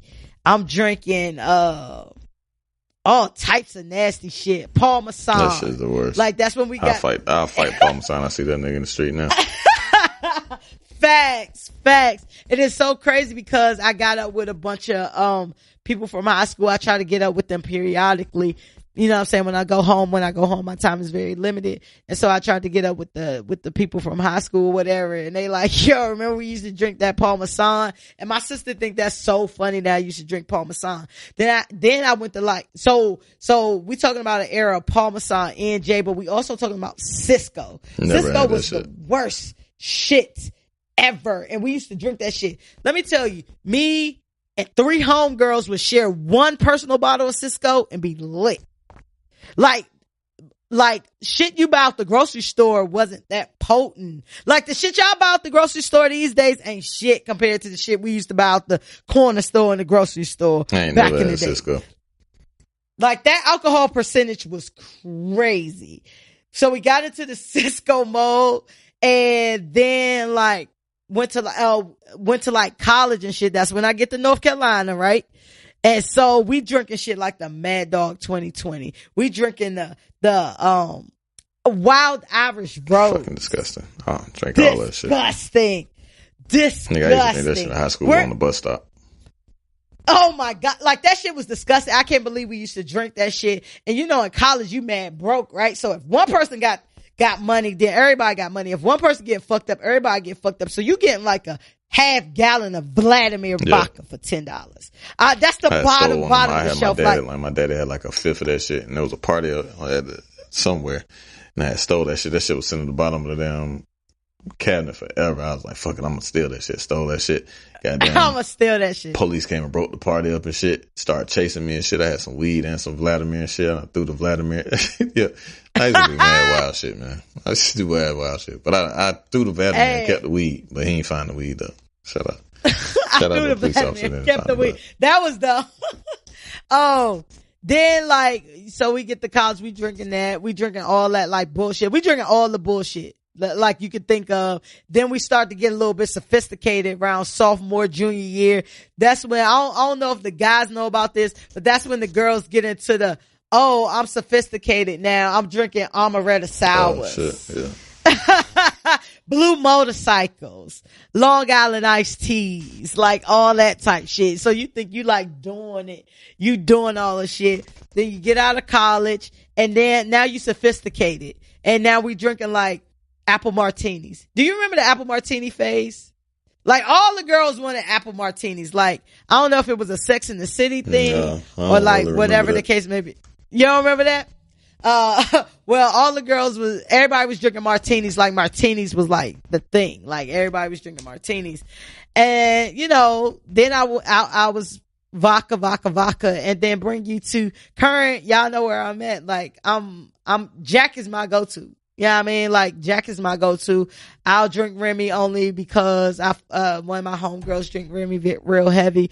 I'm not pro or con. I'll drink it. You know what I'm saying? But just the thought of drinking some of the shit I used to drink gives me dry heaves.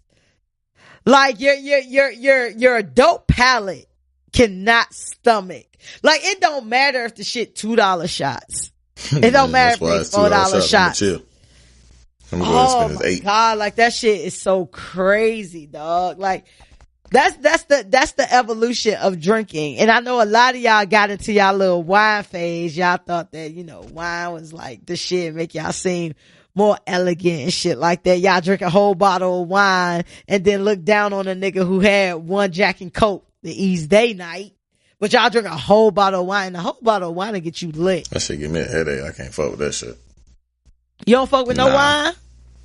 I was on my wine phase. I'm not a aficionado. I was on my wine phase. I went to the beach. I went to Wilmington and shit, and they got a Duplin winery like on the way and shit. I had stopped. Oh yeah, I had like did a wine tasting and shit. I thought I was bald like head mad red. bougie. You know what I mean? And class, like had mad class, and I came back on niggas like mad class. I grabbed a couple bottles of wine for you niggas. You know what I mean? Niggas was drinking mad wine. Niggas was cooking with wine and shit. Nigga said he had mad class. Nigga was cooking with wine. I had the Black River Red. That shit was actually good, but Black River Red. I thought it was the bald head red. I said bald head red. It's Black River Red. That shit was good. It's like a muscadine wine. You know what I'm saying? And yeah, you can get that shit. It's a North Carolina wine. It's a Duplin wine. So I was like, oh yeah, this shit from NC. That shit started giving me a headache. I stopped. That shit was all of 2 weeks, maybe tops. And you was over that shit. I still drink wine. I'll drink wine. I like a lot of wines. I wouldn't call myself a wine aficionado. I just like what I like. You know what I'm saying? And so I do try to get educated on wines. You know what I'm saying? Cause I'm not opposed to wines. Only thing I really don't drink like that is beer. Like I can't really get with beer. And you know, I'm OG gluten free and that's made of mad wheat. Yeah. So it had me mad congested and shit like that. But I'm not like, I drink ciders. Like if I'm with people, if I'm with beer drinkers, I'll drink ciders. You know what I'm saying? But, just to be with them and, you know, fellowship and all of that. But I'm just not really a beer drinker. Like I really don't like beer. And then it's like, what am I getting drunk for 6.5 ounce, 6.5% of the time? Shit, they got some beers out there to tear your ass up though. Hey. But it seems like the beers that are mad strong are mad nasty. Yeah. Oh yeah, shit. You take like two or three beers, you be like, ooh, feeling good. I love beer though, so I remember at college we used to drink like 3 Smirnoff Ices back to back and be fucked up. So trash. We used to go in the grocery store. Shout out to Smirnoff Ice. I hate them shits. We used to we used to be at McDonald's Cigo, and I remember when them shits first came out, and niggas. Like, I'm old as fuck because I remember when them shits first came out. Right. We used to run in the store and shit. Like, niggas used to like, we used to do so much shit. We used to just run in the store, steal all that shit, and then sit out in front of the store and drink shit. Like, like we won't even, like we just had bought the shit. You know what I'm saying? Niggas was wild. Good times. Oh, misspent. That's crazy. Good times. Definitely good times. Grow. Like you still shouldn't be drinking Alizé and Hypnotic, people. I don't even know if they sell. Do they still sell that shit? Yeah, because somebody was drinking that shit the other day, and I got mad laughs off of that shit in Miami. Like, you drinking what now? Oh, that shit was mad funny. You need to go with Professor Ogilvy. Yeah. They'd like you to hit the button and go back to there to fuck. Right. Hey, somebody had an Incredible Hulk. You know, that was Hennessy and Alizé. No, that shit don't even go together for real. Like, somebody talked about Hennessy and apple juice. I haven't had that shit in so long. When the last time you had a Hennessy and apple juice? I don't mix my hand. I just drink straight hen. But you do remember when that was popping, like back in the day, Hennessy and apple juice. I've never mixed my shit. That was popping like 10 years ago. Somebody had that shit. I was like, oh, that's retro throwback. Oh, all right. Did you have something you wanted to talk about as far as phases? Nah, I think that was it. That was a pretty good one. That was perfect. Well, I got another one. Let's talk about your personal style, like your dress. Oh, I used to be throughout the franchise years. boy. Word, talk about it. Nigga, my polos was 4X. Your polos did used to be 4X. Now that I'm thinking back on it, y'all niggas used to be down to y'all knees and shit. Clastro forever, but my shit used to be 4X like a motherfucker. Like, at what time? Give us a time reference. For you, the whole like you were a teenager, 03 to probably like shit. Probably probably 03 to 07. And you mad tall, so finding like a even taller T is mad funny to me. Yeah, like 03 to 07, like like 01. Yeah, because I used to wear Mad Rockaway and shit. So yeah, like from like 2000 to probably like 04, 05. Oh yeah, Rockaway was lit. Yeah, like 2000 and like 05. Yeah, I was definitely a franchise boy. Mad white tees, mad big 5X white tees with the big ass chipos and shit. Fresh sneakers and shit. Always. That was it. And then after that, what happened? Button, like, then we went through the button up phase and shit. I mean, pretty much anything that was popping. Button up phase. That was a good one. Like, but I always been a polo nigga. Like, I never really like chased the fads and shit. Like, I would wear jerseys and shit.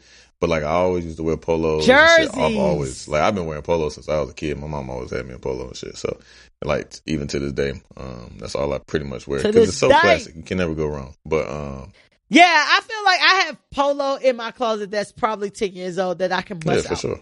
And they'll still be relevant as fuck. It's always, it's the mainstay in culture. But yeah, that's pretty much it. I mean, like, I used to wear, So bring us to current. Like, you just a polo guy now? That's it. Like, that's all I wear. Like, my whole, like, I got nothing, like, all my jeans is polo. All my fucking shirts is polo. All my sweatshirts is polo. I mean, I got Nike shit in there too, obviously, but like majority of the shit, everything that I own is pretty much polo. Like, unless that's it. It's pretty much it. That's all. Like, literally, that's all I got. I need to diversify myself a bit, but yeah. You like now? I'm thinking about it. Polo sweatshirts, man. Like, it's either polo and Nike. That's pretty much it. Yeah, I went through my TLC phase, and mad condoms on I and shit. My mom saying. I wanted to be TLC. So I had I would beg for like the mad big red jeans and green jeans and all that. And that was like when I was 13, 14, 15. And my mom used to complain about that. And then I went through my fast girl phase where it was just like all tight shit, all skirts, all that shit. My mom complained about that shit. And that's the point where I learned in life that you cannot please people. And decided I was going to do what the fuck I wanted to do.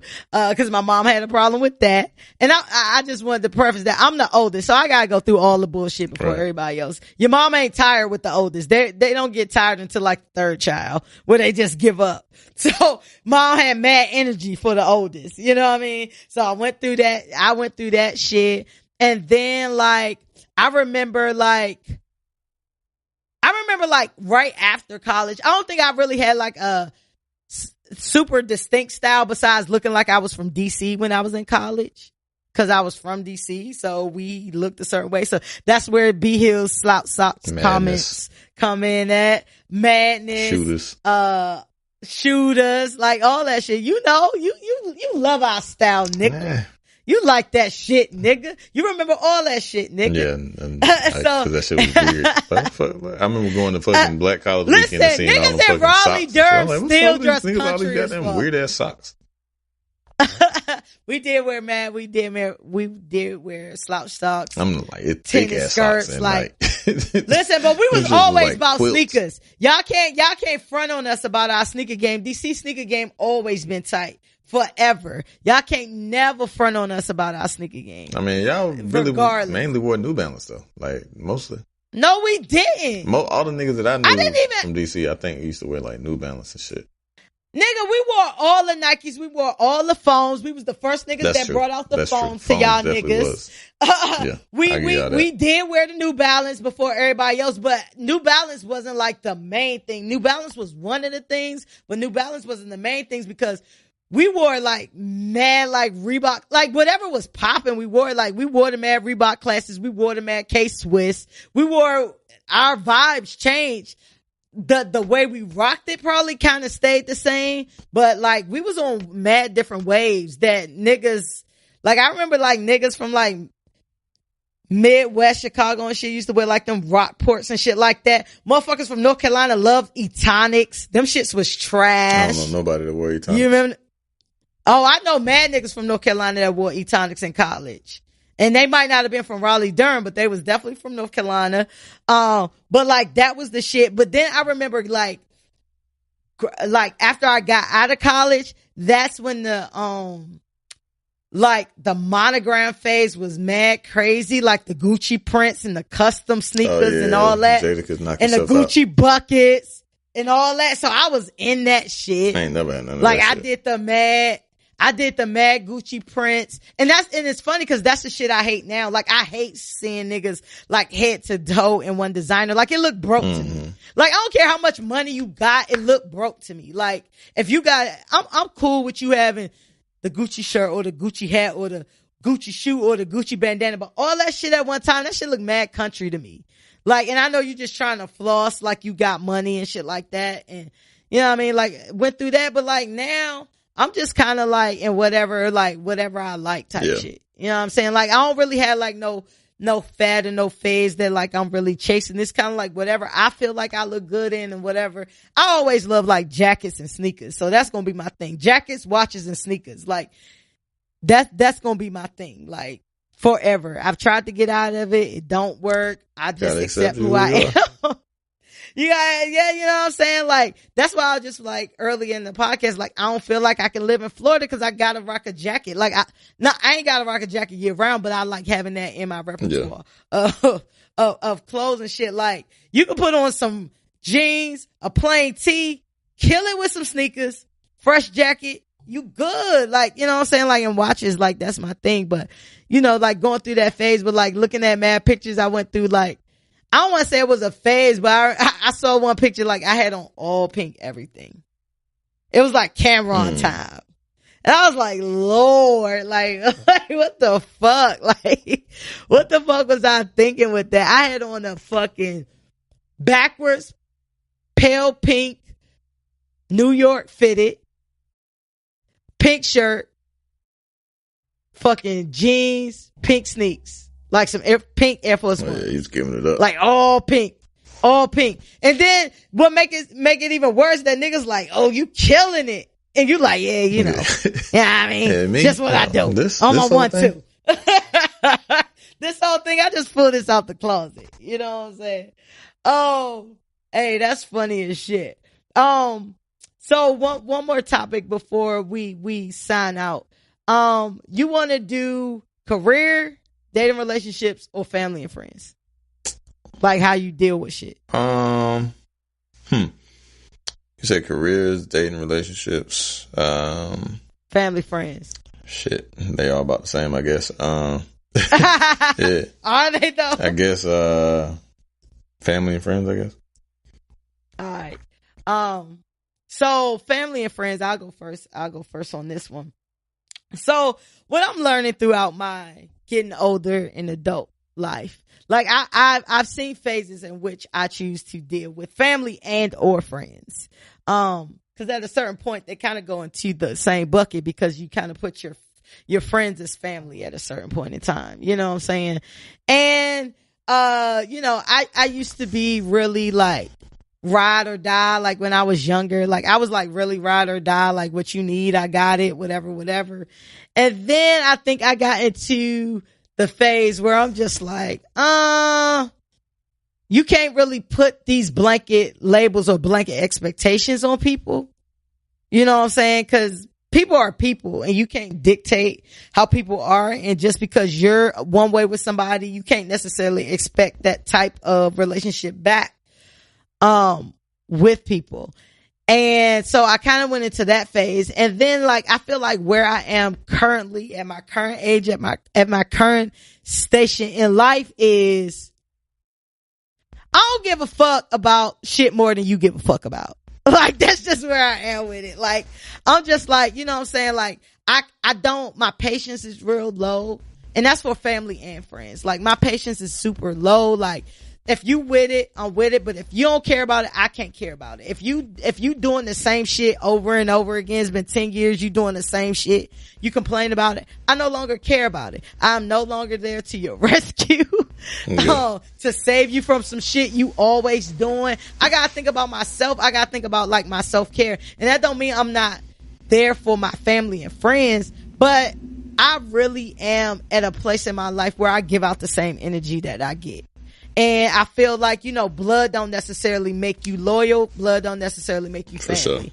For sure. Friendship. Blood make you relatives. Yeah, exactly. And that's the same way with friends, you know what I'm saying? I feel like because we've been friends don't mean we got to be friends, you know what I'm saying? And we can go our separate ways and not necessarily be enemies. I just don't harp on shit that I used to. Like before, I think I used to be a person that'd be like, well, why is this way? Or why if I do this for them, you know what I'm saying? They not there when I need them. You know, it used to be shit that really wrecked my mind. And it don't no more. You know what I mean? Like it really don't no more. And I'm there for my family, but it's also shit for like my family that they go through every fucking month or every other week or whatever. And I'll be like, let me know how y'all figure that out. Yeah. You know what I mean? Like, because I can't be worried about shit where people want to put themselves like in a cycle all the time. And that's always my thing with like friends and family. Like it's always cyclical and people either want to get out that cycle or they don't. Yep.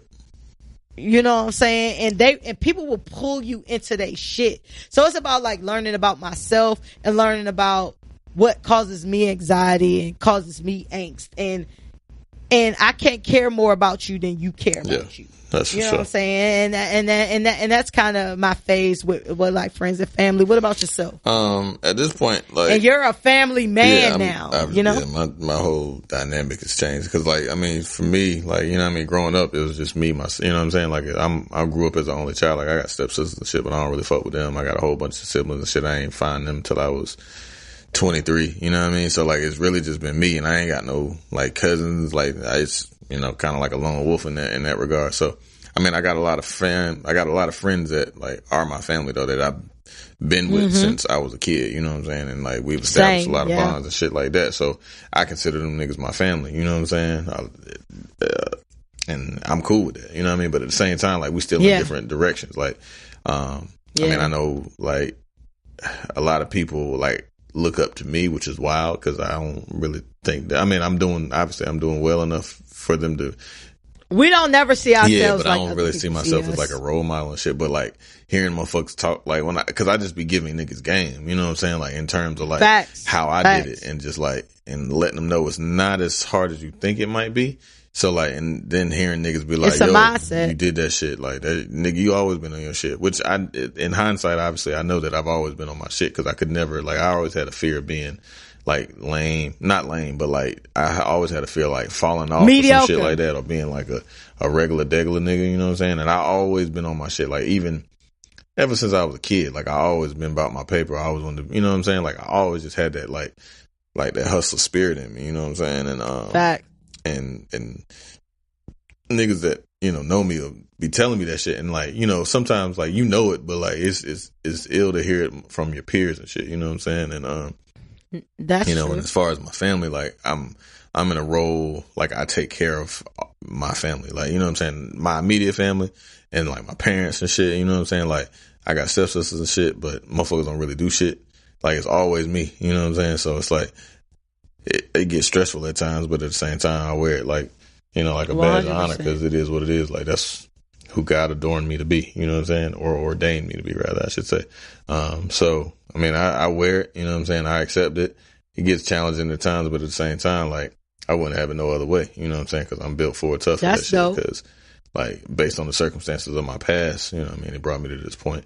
So, in terms of family, like, I just kind of like try to lay down the foundation for my, you know, personal family. And then, like, that shit kind of just, I want to leave ripples and waves of my own legacy through my kids, obviously, and try to be as righteous and as wholesome as possible. You know what I mean? You know, I falter, you know, because I'm human. That's dope. In terms of friends and shit, like, I just try to make sure I empower all my friends to try to do as well as they can, because not a lot of them are doing as well as they can. And, you know, people make mistakes, and that obviously, you know, choices make, you know, everybody makes choices that are good or bad, and they affect your life for the rest of your life, me included.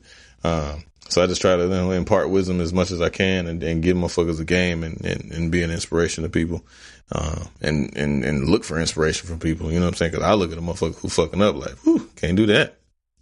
And that shit inspires me to do more. You gotta learn from others' mistakes. I'm with you on that, because I'm a prime nigga that learn from another nigga's mistake, for sure. Yeah, I'm quick to use that, like, can't do that. You know what I'm saying? Like, yeah, that stove hot? Yeah, cool, sure. I ain't touching it. Like, burn the hell out sure. that nigga. Like, cool I bet. So, you know, I just, in terms, that's where I'm at in my life now. Like, I don't really give a fuck about, like, no fuck shit. Like, niggas be on, and it's crazy because, like, a lot of the niggas that I grew up with and shit, niggas still be chasing, like, certain dreams. The same shit. And, like, fleeting ass shit that ain't really about nothing and shit. And, like, niggas ain't even in the position or trying to own shit. Like, you know what I'm saying? I'm just trying to get a nigga, like, don't buy them sneakers this time. Save that money. You know what I'm saying? Like, save it, because you ain't, or like my homeboys, I got homeboys that's addicted to the fish tables and shit. Like, it's a gambling shit, because fish tables, that shit really done got niggas a whole away, like, ruin niggas' lives and shit. And I be trying to give niggas games. Like, I never heard of that. That shit is wild. That shit is like the trap of traps. But, so I just be trying to, like, give niggas games and inspire niggas and, like, be a motivational tool of some sort. You know what I'm saying? But, you know, you can only do so much, man. Like, because at the end of the day, y'all niggas ain't finna tear me down. Like, worrying about y'all grown ass niggas and shit. Facts. So it is what it is. Facts. That you know, I think that is very for true. Sure. I think that's all a good word you just gave. Like, for real. Like, you take the inspiration where you can, you give the inspiration where you can, and then other than that, you know what I'm saying, that's really all I can do. And I think, you know, the key here with this whole Black History thing is just understanding evolution. You know what I'm saying? And if you're unable to tell a story of progression, then you need to look at that. That's a big fact.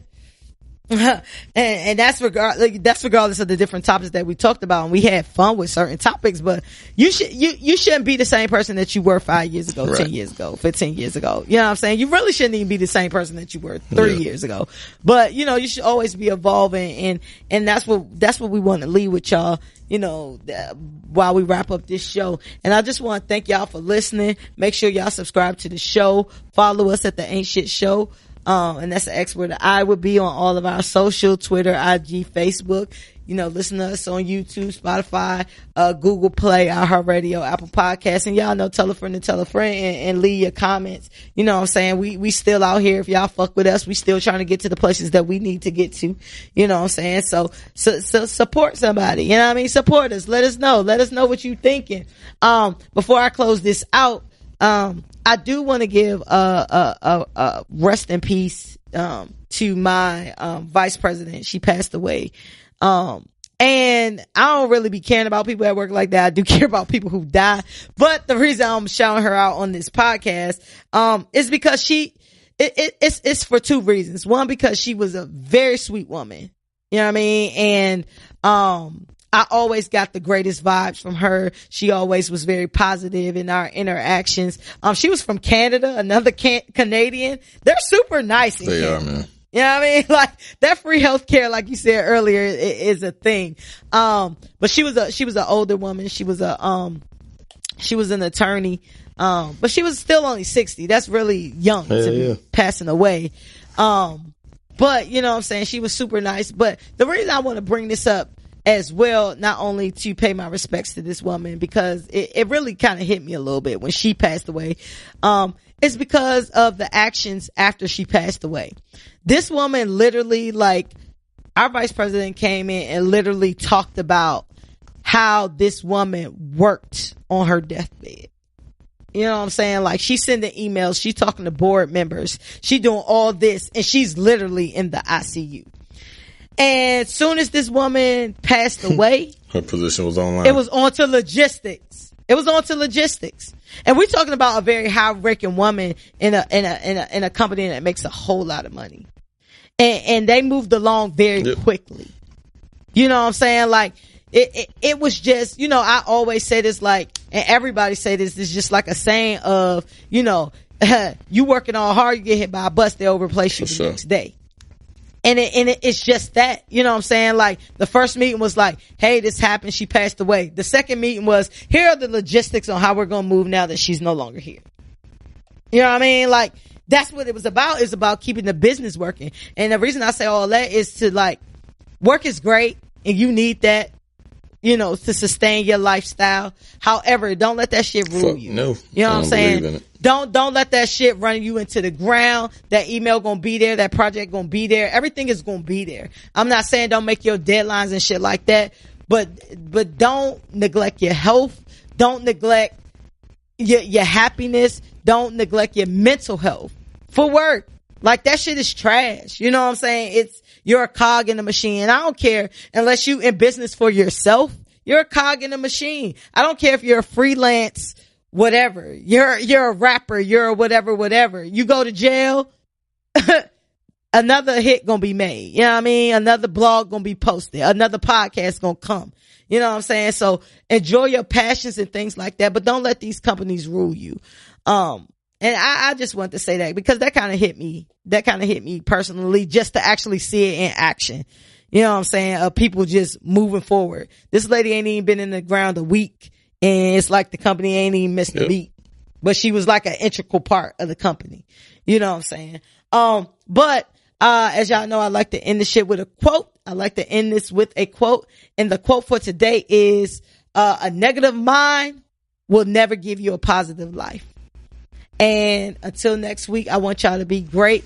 And shout out to Black Panther for the Oscars that they won. And it's Wakanda forever, baby.